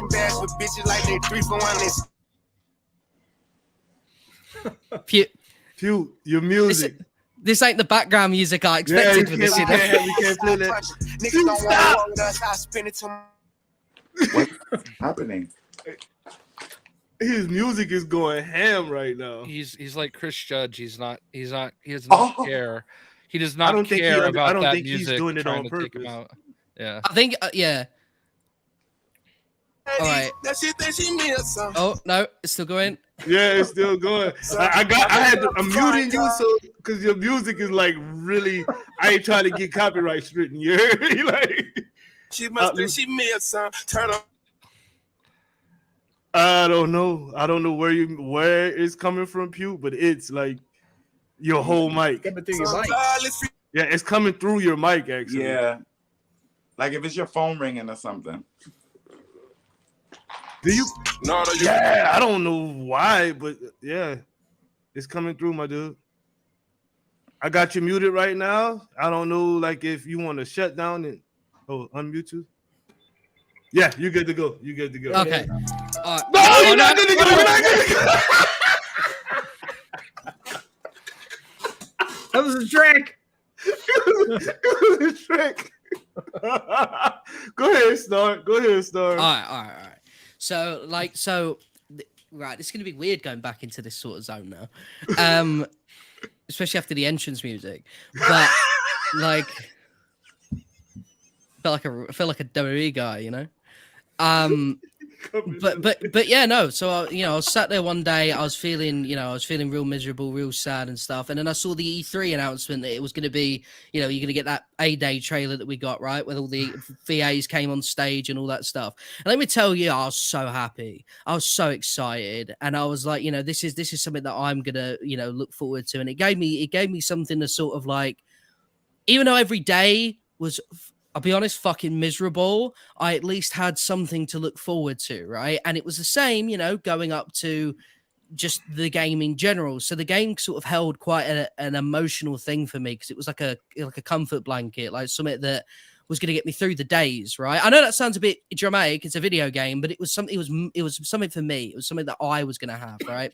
And when I playing the game and stuff, I was ecstatic. And I think that emotional attachment was what kept me around for so long, right? Which allowed me to get burnt so many times. When people said, why don't you just move on? It's like, you don't know why I'm not just moving on. Don't fucking tell me just move on. Like, if you don't know why I'm here, why are you telling me to just do one? Like, it's really annoying. And I'm not going to explain myself to you every single time that I dislike something. I'm not going to fucking, start going, listen, bro. Hello? Are we good now? There you go. Yeah, you're good. We'll just wait for it, and something's going to start playing again. It's crazy. Trash. But yeah, like, and people sort of demand a fucking like excuse for why you haven't moved on. Like, people have got their reasons, you know what I mean? And it's just, and I see so many tweets that are like, oh, there you go. This is a W podcast, I swear. But yeah, no, the reason that I see more tweets probably daily about why haven't people moved on yet than people actually giving shit about the game. And it's stuff like that. It's boring, right? Both sides are overdoing it now, and I think like, people got their reasons to stick around. People have got their reasons to leave. I'm personally, I've emotionally shut off from the game entirely. So like, when you guys were sort of, when Doom, you were showing the most passion I've ever seen in a human being in my life. It's not that I didn't respect it, because I really did respect it. It was that I couldn't. I used to be like that. Now I'm not. Right. So I kind of look at that and I go, yeah, okay. That obviously I completely agree with everything you said. But like, if you were to sit here and be like, right, you start going for it, I just feel like, yeah, that sucks. Because it just, I'm tired, man. I feel like an old man. I feel like old man Hawkeye in this thing, and I just, the game, it dies. Okay, cool. I'll still do these round tables, these weekly wrap ups, talking about whatever Marvel game or DC game or whatever game is available at the time. I'll still speak to everyone that I speak to, and it's, there you go. It'll just be, it'll be a nice freedom, right? From sort of having the game as a bit of a comfort blanket during a dark time to now just not needing it at all. Speaking of,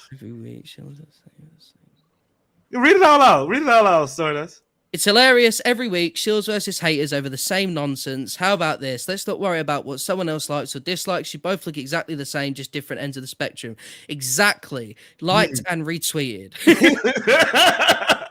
Real talk. Like, I mean, let's get into it. We can do Shields versus haters all day. I'm at the point where, like, kind of like you, J Shock Blast. We lost somebody. Who did we lose? Pewter. Oh, he's still here though. He's still here. He's just probably still okay. Yeah. All right.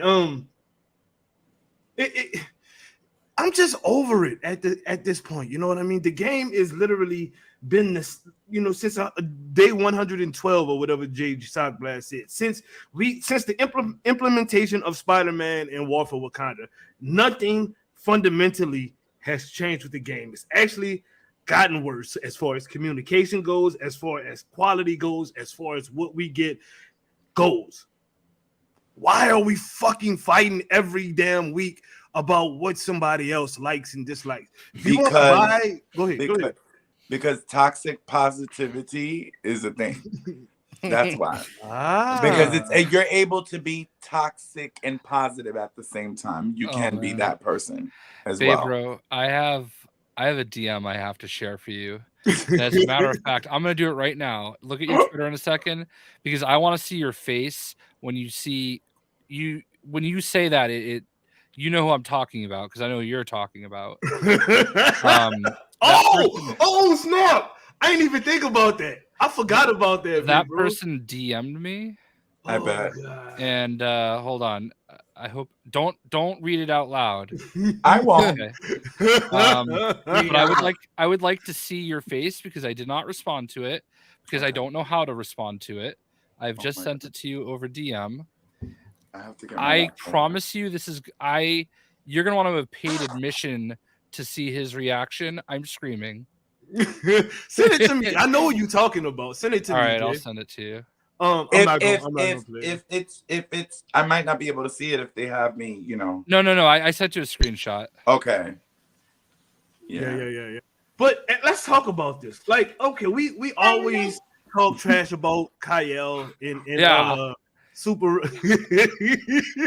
God, I'm waiting bro. to see it. Was it that bad now? Oh, I thought you saw it. I haven't seen it yet. I haven't seen it yet. Oh, yeah, I looked at his face too. It looked like he saw it. Oh, I haven't checked it. My laptop is turning on. Okay. Please, but we always talk so much stuff about Kyle and how it outside of his personal life. We're dealing with the game. I ain't talking about whatever. But we always talk so much trash about that. But what about the people who are literally attacking other folks for expressing their dislikes and whatnot, which they paid for the game as well as the people who didn't pay for it. And if I'm at the point where, like, if you feel like you need to tell the Play Avengers account, I'm tired of looking at these skins that you're posting every week, can we get some content? I feel you got that right to do that, and you shouldn't be attacked. Go ahead, Jay. Go ahead. I think those people fucking suck. Okay, they do, but you know what? They paid their money too, bro, and we don't have a right to tell. Just like the people who go on there and say, "Oh my God, this is the greatest skin ever! I'm so pleased that you put Shell-shaded Captain America in the game." At what point, though, on day 827, though, is it like, all right, it's your shtick's over. It's time to move on. You know what I mean? I don't agree with that because oh damn! Finally saw it. No. I'm gonna say I don't agree with that though, Jay, because I know on day 115 when he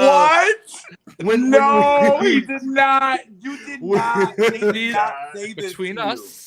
When Black Panther dropped, I was Shield City, bro. When Jane Foster dropped, I was not feeling the same way. I was not in the same mental frame that I was in when Black Panther dropped. So if people want to change their tune and feel like they're tired of skins and want, God damn, I gotta go look at this fucking. I gotta go look at this deal. I'm kind of desperate. I'm not gonna lie. Like, I love a bit of gossip. No, I'm gonna be honest with y'all. I'm gonna tell y'all why I'm late to this podcast. I just had to knock somebody out, and I was essential booking. I punched somebody right in their motherfucking face because people do stuff like what Jay Shock just. You keep playing with people like that in real life, somebody gonna rock your body. Look, yes. I really sent that to you, bro. I have wanted to show that to Babe, bro, for like a week. But he want to tell me that I harass him. You see how people only thugs on Thursdays? I will dog walk that motherfucker. But I think I know. Sorry, but I also didn't want to show it to Babe, bro, because don't you. Yo, that's why and then he reported right now. He reported my tweet, and that's why I said you a motherfucking Karen, bitch. You want to record my tweets? I will beat your ass in real life, motherfucker. Don't fuck. I'm in two hand spaces. I'm really tripping off of what this. Yo, I cannot. Jay, listen to me. Like Jay, this is Doc Blast. I just want to say this real quick. This is part of the reason. And thank you. Shout out to Miller. Shout out to Doom for telling me all the time, yo, stream, you gotta stream. My hats are off to you. My hats are off to you because fuck a blue check, fuck a everything. Bitch, when I tell you I will be at your door, are you fucking crazy? How did you say that to me? Dude, I don't. The only two people that had seen that up until this moment were Casual Avenger and Sadat the Gamer, because I did not know how to take that. I obviously didn't respond to it. Wow. And it was so cringe and weird. He accused me of racially profiling him. I know. I said, bitch, I'm black. You can't do that. Are you crazy? And what he said to me was kind of no, racial. that was crazy. That was bro. crazy. I'm really in shock, and I'm really in two different headspaces right now. Yeah. What he sent you, I'm like, dog, really? Is this what we doing with our lives? And then I'm laughing at Big Bros. And that's why God made people like me. You know what happened to me today. And I'm gonna be honest with you, okay? You know. I've seen the back and forth between him and people, and I didn't really have a big problem with it because I thought in a way, like maybe it's just the people that are haters overreacting a little. Not that I'm saying that to you, babe, bro. I mean, like, it seems a little bit more personal between you guys. What I will say though is it's not though. That's the thing. Jay, Yeah. no, listen, Jay, this is that what guy happened is with me. off. This is all I Yeah. said to him. Because you know what? I said to myself, let me see if it's because you know what? If I got a problem, I know how to check myself. Yeah. So I said, maybe he just has a problem with me. If I look into your tweets, replies, and mentions, and you're looking under the tweets by Gotham Knights and Play Avengers, and on purpose, you're attacking anybody that has anything negative to say about this game. When I looked in this man's tweets, I said to myself, wait, because once I cursed him out, once I literally devoured it, eviscerated him, he left me alone. Then I said to myself, let me see what this little motherfucker's up to. I'm about to, I don't fucking play, motherfucker. So I said, I'm going to go on there and I'm going to look and lurk. I went into his tweets and replies. People were literally saying things like, the game is boring since I'm playing it. He said to one guy, the world will be such a better place without you. And so then what do? I wasn't raised in Beverly Hills. I didn't have glitter on my sidewalk. I was raised in a fucking project, bitch, so I'm a dog walk you. I went under his comments and I said, listen, Whoopi Goldberg, Sister Mary Clarence, Molly, you in danger, girl. That's what you giving. I will grab you by them fucking dreadlocks. Annie, are you okay? I will get your Bob Marley ass and I will file the fucking floor with your face, bitch. Don't fucking play with me. What is your problem? Oh, you're targeting me. This is harassment. So you going under everybody's tweet that has anything negative to say about this game isn't harassment? So I cursed him the fuck out. You know what this motherfucker does? Goes through all my tweets. And he reported every single one of my tweets for harassment. I was in Twitter jail for 12 hours, came out of Twitter jail, tweeted his picture and said, what's up, bitch? Let's do this again. Don't fucking play with me. I feel like toxic positivity in Avengers is a thing. Don't get me wrong. Kyle can burn in hell 30 times over. He can ice skate with the devil for all I give a fuck. I don't care about him. But there's a building that Kyle can live in with this motherfucker together. They both need to be neighbors because it's two extremes are bad too. Stop telling people what to buy with their money. If somebody likes something, mind your fucking business. Because if this was in person and we was in the store, you would tell me what to complain about, baby. Trust me. I Right there on some ice. if you who sits in a restaurant? No, you don't like their lobster? Red Lobster is the best. They did that lobster with all their heart. How could you say you don't like it? No, are you fucking dumb? What is the matter with you? How old are you? He said, how old? I'm dumb, bro. Y'all motherfuckers ain't even got a license trying to tell somebody what to buy, what to do. Get the fuck out of my mentions, little kid. Red Lobster, you can give this man a job right now. It could be Starbucks. If you want to complain about your white chocolate mocha, you sit there and do it. I should not be sitting there policing how many fucking creams you got in your coffee. I sound crazy. Let me get a macchiato venti, please. Look at what Jay. You should have never showed me that because I'm. That's wild. That's wild. That's wild. I'm glad I never got in contact with that person. That's wild. I know. You have though. Contact You that just don't person, and know. trust me. He talking about he going to law you school. have. You better I know know how you to have, press too. charges, motherfucker. You better know how to take me to court. Because if I ever see your motherfucking ass, Bro, okay. I know this is meant to be mega serious, but Babe Bro's passion is really infectious. I really feel it. Like it's freaking great. love ain't no passion. I punch That's why motherfuckers in their face. that in he real is the life, reason why I don't you agree went with Jay boxing, I box Shotblast with right no now. gloves. Like, Yes. because of Michael that. Jackson blood on the dance I get floor. it. Yes, I get it. I understand what you're saying, but like at a certain point, like what the fuck is the social media manager for Play Avengers gonna do? Okay, like they get it, all right. Like I You know what understand. though? But you got a right to express yourself. That's Yo, all I'm saying. Like I Jay, don't gotta look at it. I know Jay, if I see you write the same thing every week, I'm gonna mute your ass because I don't gotta see it. But you got the right to write the same thing every week if you want. I got a ton of them muted. See, Yeah. you know what I'm saying? Like I don't want to see that that's- shit, but Yeah. you gotta. I'm not gonna tell you like Captain Tate, my dude. I love Captain Tate. Is that this man posts an Avengers video every day? Some he's doing something with Captain America. He's doing something with Hawkeye. Good. Who got a right to tell this man he can't post his Avengers video? My uncle's favorite video game Like- is still Tetris, motherfucker, to this day. Ding, ding, ding, ding, ding, ding, till 3 in the morning. Ain't nobody playing with this. He literally feels it's the best game in the world. I'm not gonna stop his joy. Like for What? real, Who though. Like does that? seriously though, like the homegirl, Remy Ma, she like Mario Kart.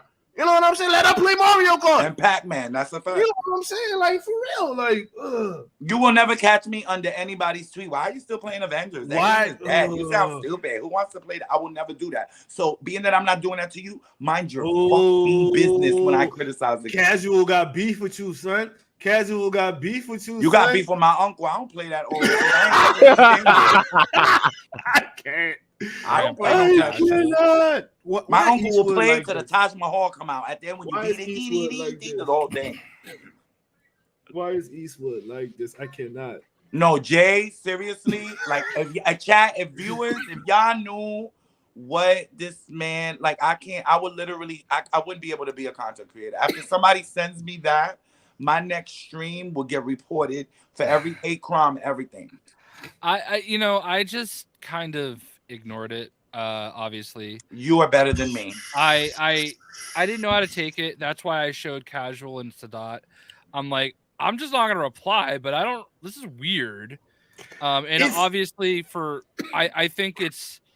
I mean, I think all 5 of you see it and you feel the same way. But like, obviously, for Babe, Doom, and Pewter just is still perplexed. like for you guys, like, yeah. But for me, it's special because do you not understand? I was Cruella DeVille. He was the Dalmatians. I have coats made of his skin. I devoured that man, and he accused me of doing what he just did to you. And that is why I wrestled with whether or not I would show that to you, and you've proven why I should have, and I'm glad that I did not until this moment, so I can live reaction that shit. He will never. It's very entertaining. It's very. He's never gonna bother you again. Like, watch this. No, don't it's say anything so to him about weird. it. It's so that what he sent you is completely It's mind-boggling, and it's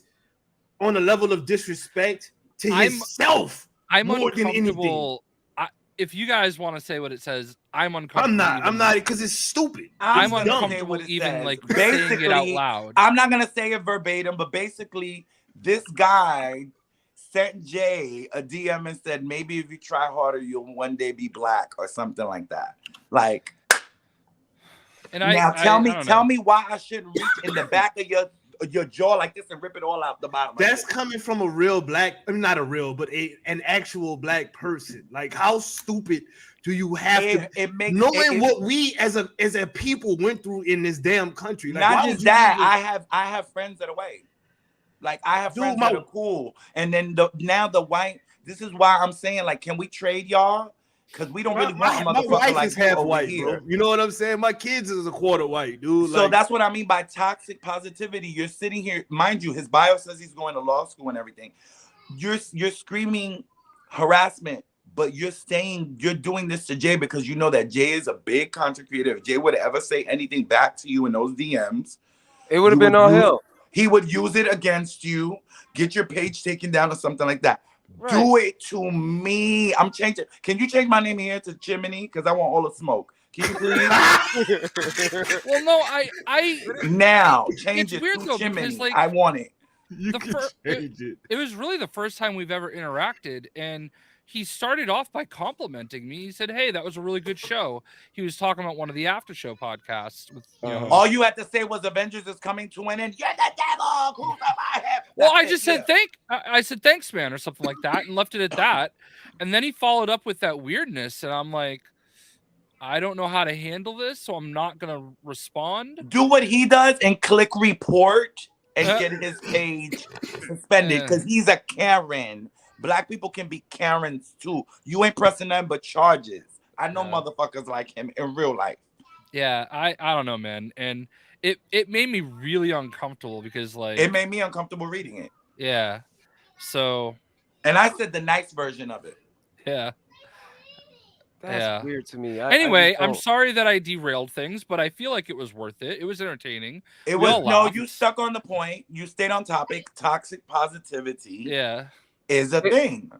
Let people play what they want to play. If somebody is attacking Avengers, it's because they spend their hard-earned money and they're scorned and they're hurt by what the fuck happened and transpired with the game. If they're mad at the game, maybe it's because they may be trans, black, and feel a way about what this motherfucker said or with them tweets. Everybody has a right to feel a way, and that's okay. But you can't tell anybody who's grown what they can or can't say. Once you go under my mentions, it's a wrap for you. You mummified. You really just mummified yourself. Like, don't. I'm say screaming. Lejeune is in the first War Table reaction video. I will never forget that. When he first was like, yo, everybody, they literally made up a clip of a bunch of content creators being excited over this game. Those same content creators now are saying, drop this sinking Prometheus Titanic of a boat. Bro. Even the positive ones are chucking up the deuces. What does that tell you?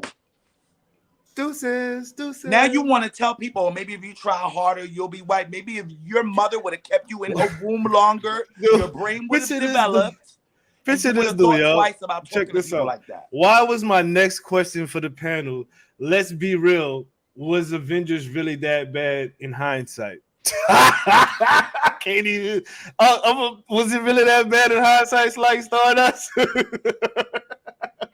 Yeah, it must be. I mean, that was. Johnny Rocker, was it really that bad, bro? To me, it's the tale of two games, right? Avengers pre-raid was a fantastic experience. Everything after has been a shot straight in the toilet. Just straight up. Black Panther was the last good piece of content, huh? 100%. Baby Brother Chimney. Was it really that bad in hindsight? Had they kept it real, like tell me from the beginning, listen, you ain't in no Asgard.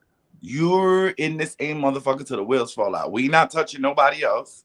It's gonna be if they would have told us from the beginning what to expect, not this is gonna be a live service game that we're looking to keep alive for years to come. That's the description they gave it before it came out, and Destiny and Destiny is still kicking, getting nominated for community awards because they love their community. They're getting nominated for stuff like that at the Game Awards because they listen to people. So here we are. And is it that bad? I feel like I got swindled. I feel like it's a Marvel Heroes all over again. Like they're still not. That's why I always put in their comments, let me know the future of the game. Let me know what you're gonna do. If there's gonna be a patch for me to play with my offline skins, thank you. At least I can enjoy that. Don't pull a Marvel Heroes or Anthem because people are really.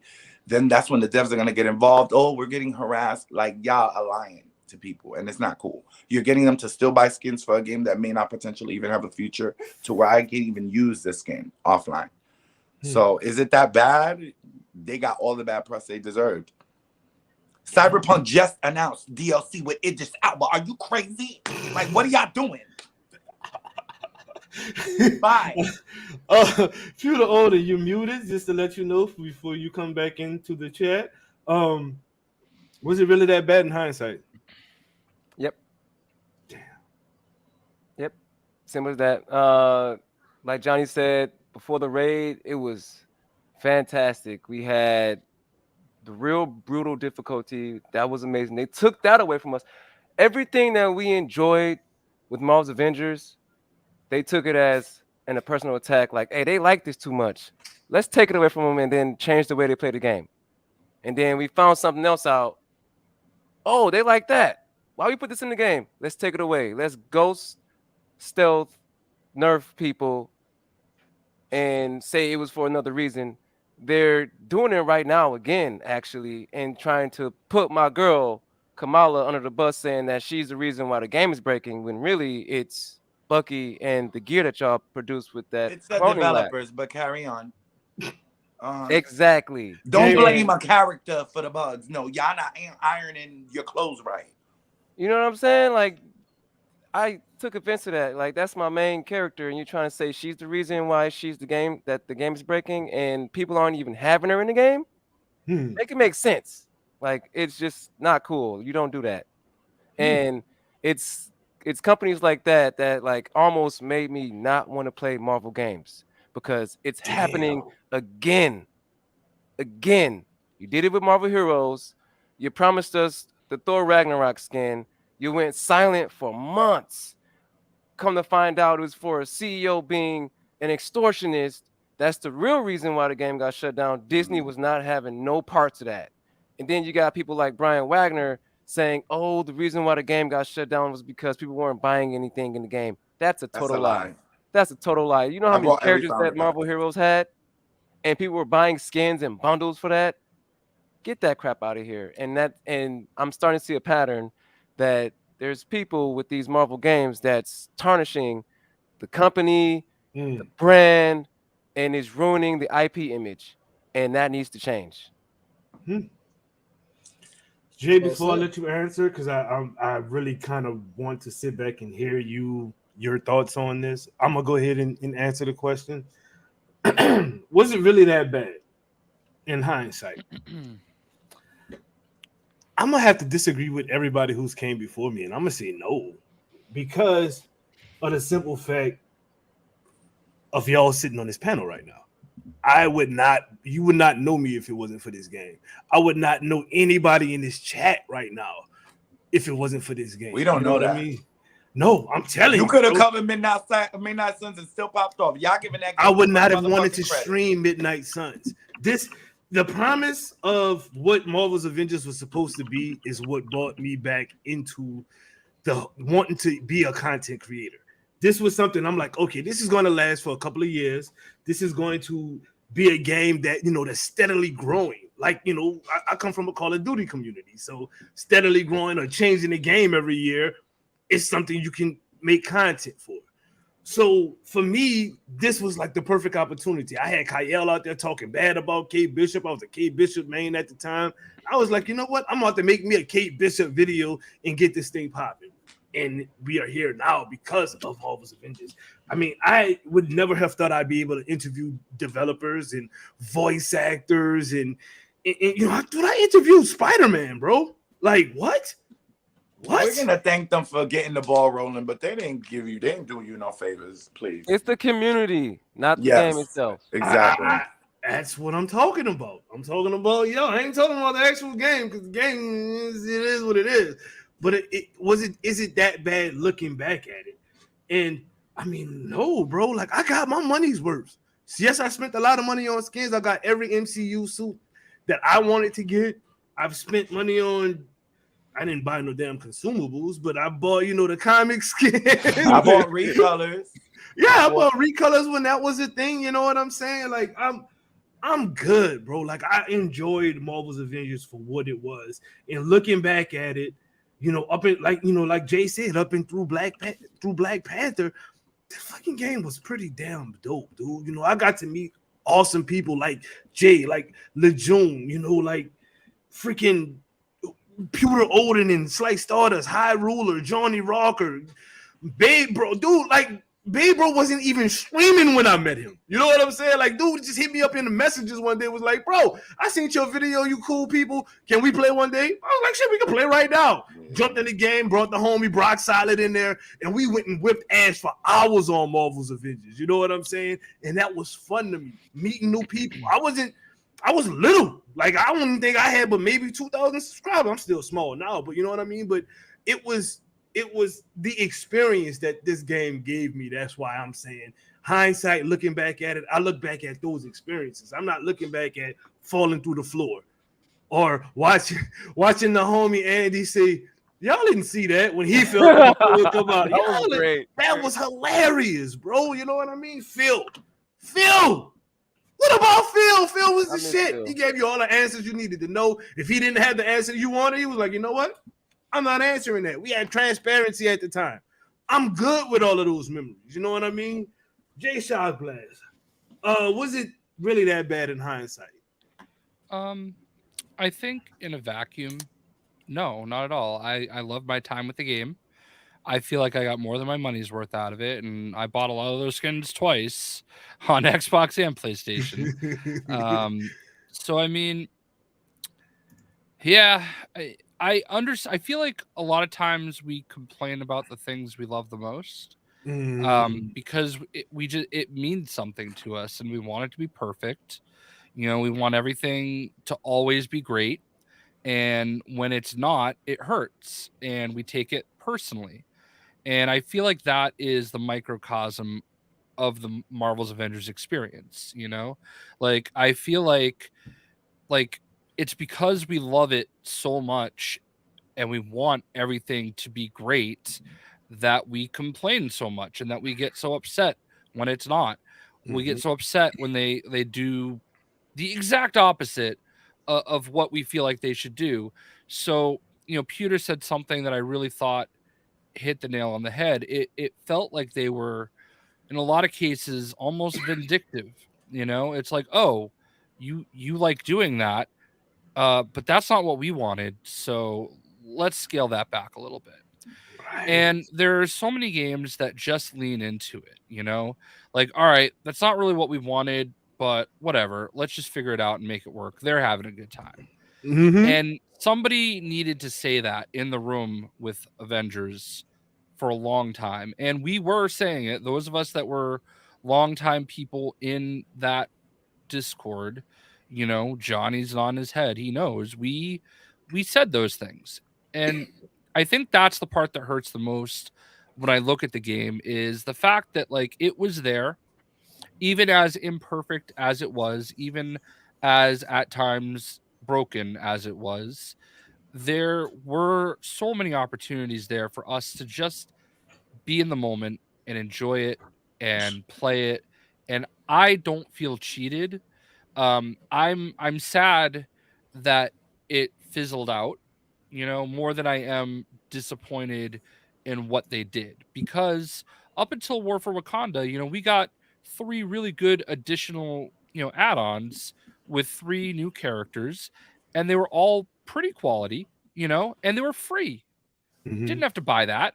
And I think that was one of their biggest mistakes, by the way, is, you know, everybody's like, well, you play Marvel's Spider-Man and you get all the skins for free. Well, yeah, it's easy to do that when there's like 35 skins in the game, but like any new content you paid for, you know. And let's face it, Marvel's Avengers gave away way more free skins, way more. They might not be as good, but like that's kind of what you run into. So I don't like, I will always adore this game, okay? Like, and I'm not like I'm not just saying that. Like, I do love this game. It'll always mean the world to me for the video game, not just the community and the people that I met along the way. I wanted it to be better. I wanted more. We all wanted more. I feel like that says everything. You know, we just wanted more. And yeah, I see people say, "Oh, they had the Marvel franchise. They had Marvel, and they messed this up." In some ways, sure, but like, I don't know, making video games is hard, and we see that over and over and over again. And that's not an excuse. That's not letting them off the hook. Okay, like they had an opportunity, and in some ways they didn't live up to it. But I think the one thing that a lot of people always lose sight of is they had a vision and they executed it. And you may disagree with the vision. You may disagree that, oh, well, I didn't want to be fighting AIM still, but like there was a narrative reason that they did that. And I don't think it was always meant to be that way. Just things didn't go right. And unfortunately, unlike Cyberpunk, where they've got this massive studio behind them, they did not have the workforce able to correct the course. And that's unfortunate because I really feel like in a different world where this game was like on Unreal Engine or something like that, something easier to use, something that's not giving them all the issues that they're having now, I really feel like they would have been able to correct the course a lot sooner. Like there's so many what ifs, right? What if this wasn't a COVID game? A lot of the COVID games suffered. I know that excuse is worn out at this point, but it's still a legitimate thing that happened, So I regret nothing. I loved my time with this game. I loved all the times I streamed it. I loved covering it, even in spite of like the behind the scenes stuff I had to deal with, and that's never going to change. Like, yes, it fizzled and that sucks. Yes, they couldn't keep up with the demand. That sucks. But yes, they didn't want to listen to us because if the whole chat is saying Scarlet Witch and Doctor Strange, and you're looking, nobody literally, he looked at the chat and said, "Is it really going to be fun to play as Doctor Strange?" And the community is, the names were like this: Doctor Strange. Click, click, click, click. He looked at the camera and said, "Do we really want to play as Doctor Strange and Scarlet Witch in this game?" Yes, like, dude, they don't understand what, like, as much as I love Spider-Man's combat, as much as I love Gotham Knight's combat, the combat in Avengers is very fucking special, dude. You feel like Thor. You feel like Captain America. Dude. And then on top of that, you got the dude who was making the characters fan favorite being Scarlet Witch, and you don't let him make her? Like, come on. And I think Sean, the guy who created the game, or the Sean Askey, or whatever his name was, they had asked him when the game first came out, if you can bring anybody. He said Deadpool. So these people wanted other people in this game. I'm confused. Who told y'all we don't want to play as Scarlet Witch and Doctor? I'm gonna just say this much: the fun factor of the game and all of that stuff, like how y'all was saying that they take fun away and whatnot.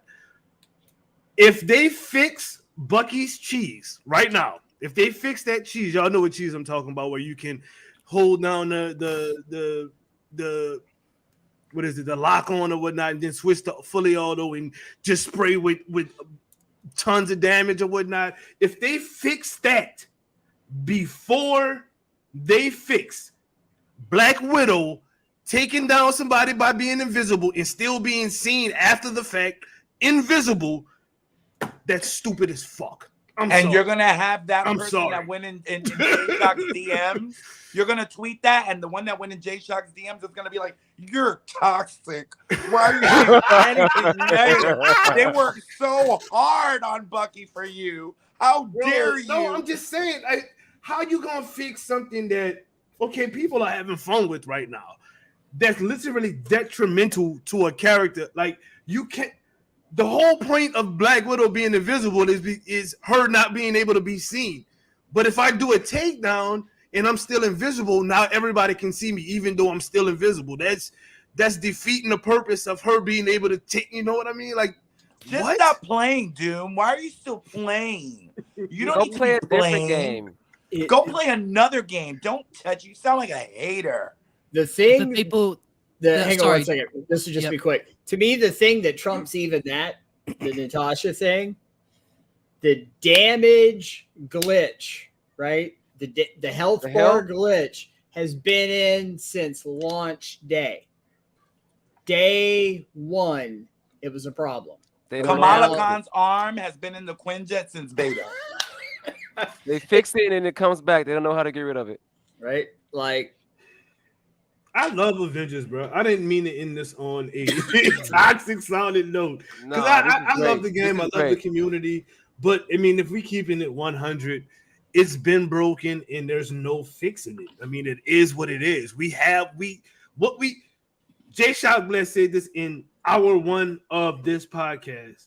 He said, if you like stuff like Cloning Labs and Bucky Barnes, this is what you're getting in 2023. Boom.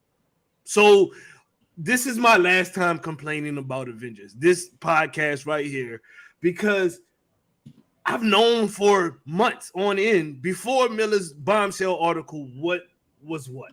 Since Black Panther, when they decided to stop talking to us, hey mamas, how you doing? Hello. She's a cutie, son. But ever since Black Panther in War for Wakanda dropped, everything else dropped too. Quality dropped, communication dropped, everything dropped. Even the Illuminati dropped. You know what I'm saying? So why are we expecting 5 people to give us, you know what? Let's do it like this. This is the last question of the damn podcast. Miller, shout out to Miller Ross, the homie, said that 4 characters were mentioned. And we're not getting anything in 2024. There's no plans of us getting anything in 2024. Getting Bucky, getting Jane, and the 4 characters he mentions, which were Shuri, Ironheart, Captain Marvel, and who's the last one? He said that all she does is mention their names, not that they're right. But y'all know Miller deep dive, so he knows what's happening. That's why he put out what he put out. Whoever the 4th hero was, right? Who do y'all really think we're gonna get into this game? Y'all can kiss Captain Marvel's ass goodbye as much as we. And I laugh so much because this is one of Stardust's favorite stories to tell. He always likes to tell when he first got the game and he beat it. He was like expecting Captain Marvel to be the surprise. Yeah, that would have been nice, right? That would have been nice. Y'all can kiss that shit goodbye. They don't have the resources for a Captain Marvel. If we do get Captain Marvel in the game, she's not going to be a playable character. She's going to be a fucking cutscene to end it off for Kamala. We're not meeting that bitch at all. Right. That's the only thing we will get from her. You better look at that poster and Kamala's. I hate y'all, bro. I fucking hate y'all. Start role playing to the poster. Jay is fucking through right now, bro. He is just fucking. You better look at Kamala's poster like this. Hello, beta. Oh, let's not speak about that man. That man. Woo. I'm not talking about him. I'm talking not about not the Avengers oh, one. okay. I was gonna say the Avengers one's okay. But who do y'all think we're gonna get? Because y'all can kiss Captain Marvel goodbye. They don't have the resources for it. That's so sad. Here's the thing. Here's the thing with Captain Marvel, right? Is that she has been the one character, at least out of the 4 mentioned, that has been built up since day 1. Right?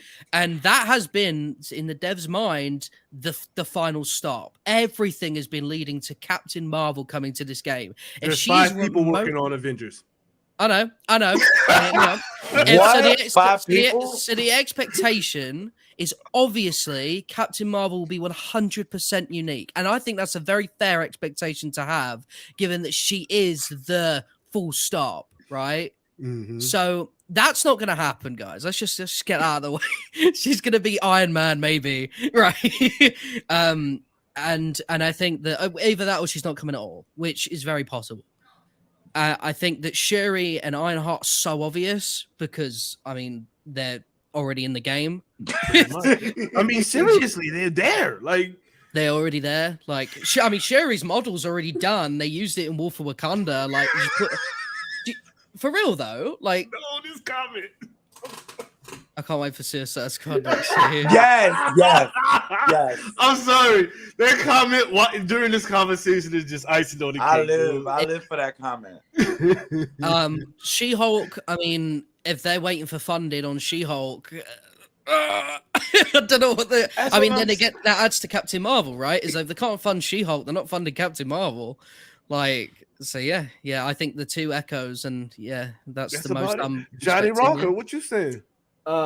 I'm gonna stick to my guns about the only thing that has kept the game from having the plug pulled is, like Miller has said and other people have said, right now they are budget neutral. Mhm. Right, so no more money is coming in, and as long as the trickle of skins is above a certain level, right, it is worth it for them to put the minimal effort in. They are, but just by everything that I've watched, the people that I've talked to, they have sold way less Bucky skins than we saw for Jane. Right, people that I saw that were diehard buying every single skin were like, "Yeah, I think I'm done. I think I'm done." Right, and I really feel like I don't think we get anybody else. I feel like unless Bucky somehow has a miraculous popularity surge and they get more income coming in, I think this game wraps up by the time Q4 2022 is done. That's where I'm at. And the crowd goes wild.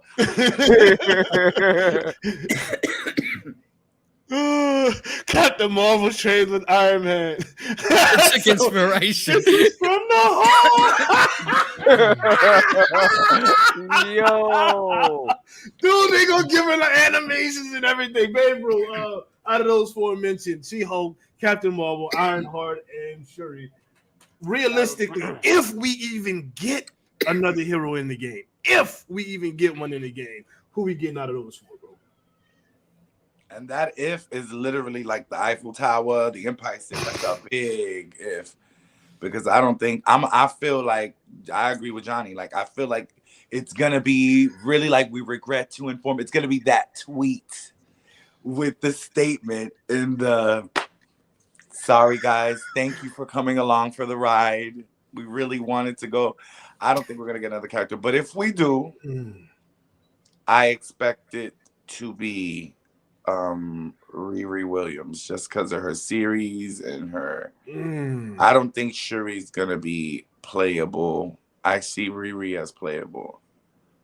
Makes And sense to me. and She-Hulk will never be released because they're mad that Miller spilled the tea and they're bitter and they salty, so they pushed her back. I would have called Miller, gave him a blue check, just like Shinra in the Fortnite data miners, and been friends and play nice. That's what I would have did. Pewter Odin, out of those four, who we got, bro? So I'm gonna say like I told my community, I'm done buying anything in Marvel's Avengers because it's getting shut down by the end of next year. I was told this by people who I can't tell you who told me because their jobs are a liability if I say who it is. We'll be lucky to get one character, and that's it. Honestly, the best thing that we can do with Avengers right now is level our characters to 185, and that's it. And do what with that? Nothing, because the game's getting shut down. Okay. And shout out to the people in the content creator group who are still trying to push people to buy those skins because they kind of have to. They're in there. They sign in DNAs and NDAs or whatever you want to call it. We're not getting anybody. I don't think we're getting anybody honestly. Either. But they're gonna push so many skins to try and get money to work on Tomb Raider. Everybody got pushed to go on Tomb Raider for that Unreal Engine 5. So good luck with funding Tomb Raider. What's coming. Jay? September 21st, 2022, 13 minutes and 48 seconds. It's time to move on from Marvel's Avengers by Jay Shockblast. One of my favorite videos. I just you would think that like if you think about the way video games are made, okay, like a lot of times the stuff that they want to do, they're already working on before the game comes out. So you have to feel like there's got to be some assets that were already made, some mocap that was already done for Captain Marvel, because that was a big thing that was supposed to happen in this game. she got name dropped many times. We see the poster. Like, there was a character model, obviously. And I don't think if we do ever get her, she will ever be anywhere close to what we would have gotten. But I could see them hopefully trying to string together some of the assets that they do have for her and trying to build Iron Man Light, basically lasers Iron Man for Captain Marvel, and kind of reskin it a bit. You know what I mean? But I don't know, man. Like, we talk about like character models in the game, but like, look at how hard it was for them just to make another MODOK boss battle and his character models in the game. Look at how they still haven't managed to put Crossbones in, and he's a character model in the game. And it's not always that simple. So that's why, yeah, sure, we see Shuri, but like, that's an animation, not necessarily the motion capture and stuff like that. Because one little criticism I do have for Midnight Suns is the fact that like some of the dialogue feels a little off, and that probably comes down to motion capture and stuff like that. I just feel like it's tough to like have expectations of any kind of anything for the future of the game. You're setting yourself up for disappointment. And that's why I always talk about 827 days, because the definition of insanity is doing the same thing over and over again for 827 days when they've shown you who they are, especially for the last year of it. You know what I mean? Like, they've shown us, we all know that nobody's still working on the game. Miller's article talks about how they were outsourcing stuff, but then that got pulled back in. So like, why put yourself through that emotional trauma? It's gonna end badly. And just, if you have no expectations, what is it that MJ says in the Spider-Man movies? You know what I mean? I don't remember the verbatim, but you know Get what I'm him, talking Tiger. about. No, if you are disappointed, you won't be disappointed. Yeah, something like that. You know what I mean? Like, if you just expect the worst, you're gonna be thrilled with anything. Right. So that's kind of like how I've been, and I think the real reason I haven't gone back to Bucky is because I've been addicted to Midnight Suns. Like, I haven't even gone back and finished off that amazing free DLC we got for Gotham Knights. I'm only on floor 5. You know what I mean? I ended up beating all the bosses instead, but yeah. So I don't know, man. I would love it if any of that was true. Sorry, go ahead. Oh, I'm sorry, I talked too much again.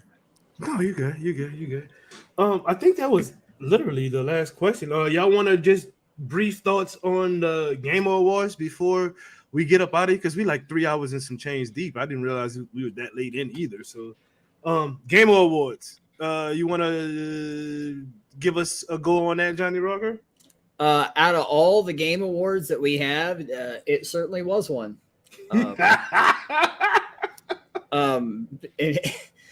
In full confession, I didn't watch it. I seen everybody lighting up on Twitter and watch the highlights and shit. But was what it was. Mm-hmm. I ain't mad at that. Jay Shot, actually, save you for last again. You like to talk, sir.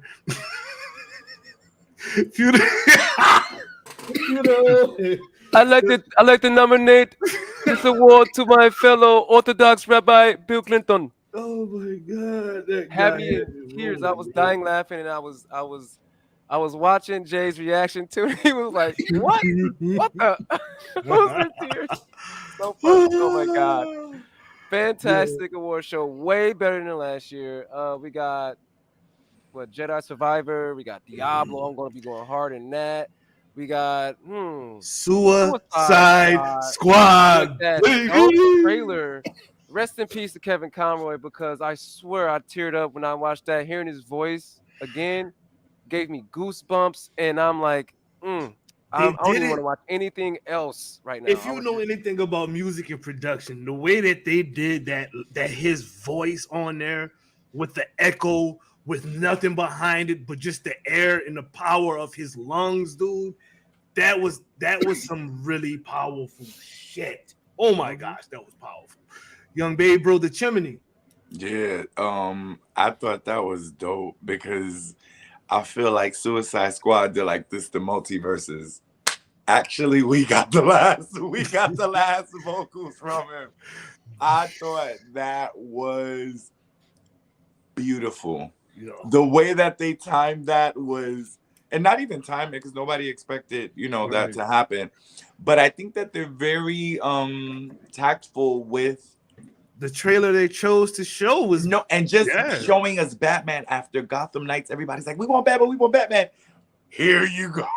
And here you go. I am the Batman. So, I thought that was so lit. Yes. No shade to Gotham Knights. I also feel like the reason why, not to go back to Avengers, but the reason why, they gave Avengers a hard time is because look, you got other games that literally said, all right, we're not ready. Okay, we're gonna sit this one out until we're ready. So we're looking at Gotham Knights, and again, back to the whole 30 frames. It may not have 30 frames per second. I remember the week Gotham Knights and Bucky was dropping the same week. I remember somebody, I don't know if it was Allfather. I'm nervous, guys. No promotion. They haven't tweeted any. Sometimes you don't have to be loud to drop good content. And I think that that's what the difference between the way Avengers moved and the way Avengers overhyped. Gotham Knights just literally said, here. Right. Hey, bro, you are a blessing to this world, bro. I remember saying it to Puda, like, yo, we cannot compare. These motherfuckers been out for 2 years. It's not the same. Like, it's really not. So Gotham Knights sat back humbly. And you know what's beautiful? I still expect them. I don't know when, but I do not doubt that one day they're going to be like, here, patch released. And people are going to be like, I wonder what's it? The 60 frames? Oh, that's coming. Like, no, they're going to do it. And they're going to literally say, okay, now shut the fuck up. Chills. You're giving me chills. Because you can't, I get it. Don't get me Avengers wrong. didn't drop with 60 frames per second. If y'all don't remember it. I just feel like the game came out and people just want to, and they do have a right to nitpick. Okay, it doesn't make it a full next gen experience, but I rather a game that is consistent with content, that is communicating with. You got the voice actors following people, interacting with their tweets, retweeting their screenshots. All of that makes a solid game. All of that. Among Us got probably 10 frames a second, and it was game of the year one time. Like, you can't sit here and it has to have all these certain accolades to be a good game. I feel like Gotham Knights is knocking it out the park. And if at any time they feel like adding more DLC, they can say here, and pay for it. And we're gonna pay for it because they're gonna give us more content. Like, I don't know. I just felt the awards were amazing. I thought that even though I'm not gonna buy it, Diablo was dope.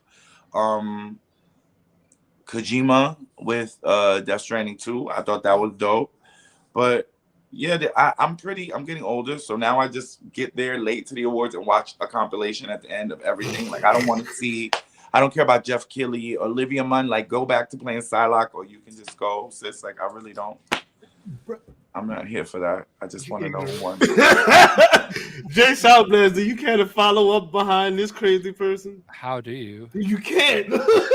No, I do want to say there's one thing that he said that I wanted to speak on with Gotham Knights. Not only did they, I saw everybody getting nervous about it. I'm like, why? They told you the date it was coming out. They're just gonna come out, and then it came out. And not only did it come out, but it came with extra stuff. Yes. It came with flawless. whatever the boss mode was. They They never said a single thing about that. And they said, hey, here, go play the bosses again as much as you want. And they added more poses. Yep. Yeah. And here, would you believe in colorways too? Would you believe that somebody came into my stream that day and called that update lazy? No. How? Was it the person who DM'd you? No. Oh, I was like, bro. No, and that's I don't. That's why I just don't understand people, man. Like I just feel like the Game Awards. Let's just talk about the Game Awards. The Game Awards was amazing. I am so excited for Star Wars. I can't believe there was a Transformers game in there. I don't know if you guys know, but like there is a community out there that knows me as much for the Transformer games as they do the Lego games. And that sometimes is crazy to me. Like I'll get questions every once in a while like, hey, do you still play Transformers 3? Like I made those videos 10 years ago. Like I mean, I probably have like 30 or 40 million views just off Transformer videos. So like I'm super excited for another Transformers game. I thought it was really cool that Forspoken, like they're like, hey, demo available now out of nowhere. You know what I mean? Even though when I played it, it was weird. Like I understand that the point of the character is to be a fish out of water, but like the random F bombs she was just dropping over and over, I'm like, oh my god, is this Babe Bro? I'm kidding, but it's true. No, not really. No, but seriously. like I love it when game companies do stuff like that. There are some really cool reveals for sure. Obviously Star Wars really sold the show. Suicide Squad, for all the same reasons as everybody else, was really, really cool. I kind of got a little tipped off that something was going to happen, WB related, but I was not told what it was. So as soon as I saw that logo, I was like, oh, this is it. And I was told it was really well done, and that was also underselling. That was really cool. So like I love the way that like Captain Boomerang is just like holding up the Flash, and like, you know, it was a cool little trailer, you know what I mean? Did he cut him with that boomerang? Yes, Is that what happened? off. Yes, his pinky. I think he circumcised him. What? Talk about that Thor skin. And with that said, yep, I honestly I have nothing else to say. I feel like that's kind of where we wow. Yeah. Damn, it feels good to be a gamer. Yeah. There's some good stuff, man. Like yes, I don't agree with some of the decisions, it's coming. but I just wish people would be like, chill, just enjoy what they enjoy. You know what I mean? But everything's a competition. You know, everybody's January next month. Like the DualSense Edge comes out, the PlayStation VR 2 is about to be here at my house. I'm about to be lit. I think that's like giving Chris Judge that wrap it up music. So I'm gonna keep talking like Chris Judge because I'm a fucking legend and there's nothing. There's nothing I can what? That was fitting. Well played. I said there was nothing you can do about it, but I guess I'm wrong. Jay ended the No, guys, I appreciate each and every one of y'all for coming through tonight. This was a lot longer than I was literally expecting, maybe an hour and 15 minutes of the wrap up. I didn't get to comment, but I'm loving this game right here. Yes. Babe Roll the Chimney, put somebody on the map. Well, actually, put yourself on the map. We're doing that tonight. We're putting ourselves on the map. Put yourself on the map. Tell people where they can find you. I like to put myself on the map, you know. I like to come around and spank those that like to go in people's DMs and harass other people. Which, by the way, yeah, I'm gonna be a little Kevin Costner later tonight and come at some people and tag them. And I want to see them report me. I'm ready. I'm Mr. Opinionated all the time. I'm for people doing whatever the fuck they want to do. Leave people the fuck alone. Makes sense to me. That's it. Jay Shockblast, put yourself on the map, good sir. So used to saying I am on the map. True that. Sheesh. Roadmap. Miller. Pewter Odin, put somebody on the map. I'm so used to saying put somebody on the map. Put yourself on the map. Put yourself on the map. Oozing charisma, contagiously charismatic dude who loves video games. Follower 2, married. You can catch me on Twitch, Pewter_Odin. I stream every now and then, not every day, but Mr. 24 Hour is here to please you. Not that way. Pause. come hit me up. You know what I'm saying? Don't be shy and lurking is fine. It's fine. I'm not going to ban you for lurking. It's okay. Johnny Rocker, put yourself on the map, sir. Let the people know where they can find you at. That's right. You guys know me, twitch.tv/Johnny Rocker. But early next year, Rocker Worldwide on YouTube. And I'm working on my first new song in 4 years. And it is going to be called Can You See Me Now? And it's going to be straight out to these two guys right here. And we might have an appearance by the one and only Doom Killer. We've been talking about this for a year now, Johnny. Birdman is ready. The riffs and ropes. I'm telling you.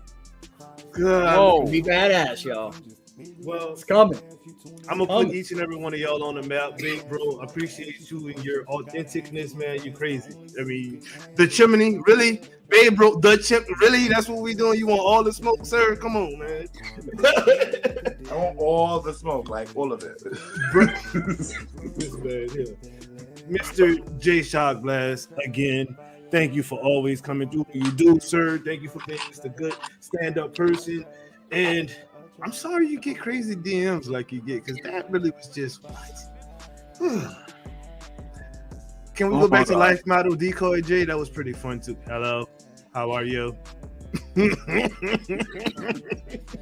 Pewter Odin, my guy, my Fortnite round when we actually get to play, we kind of go ham. Me, you, Fax, the Wiccan, and it's a beautiful thing every time we get to do it, dog.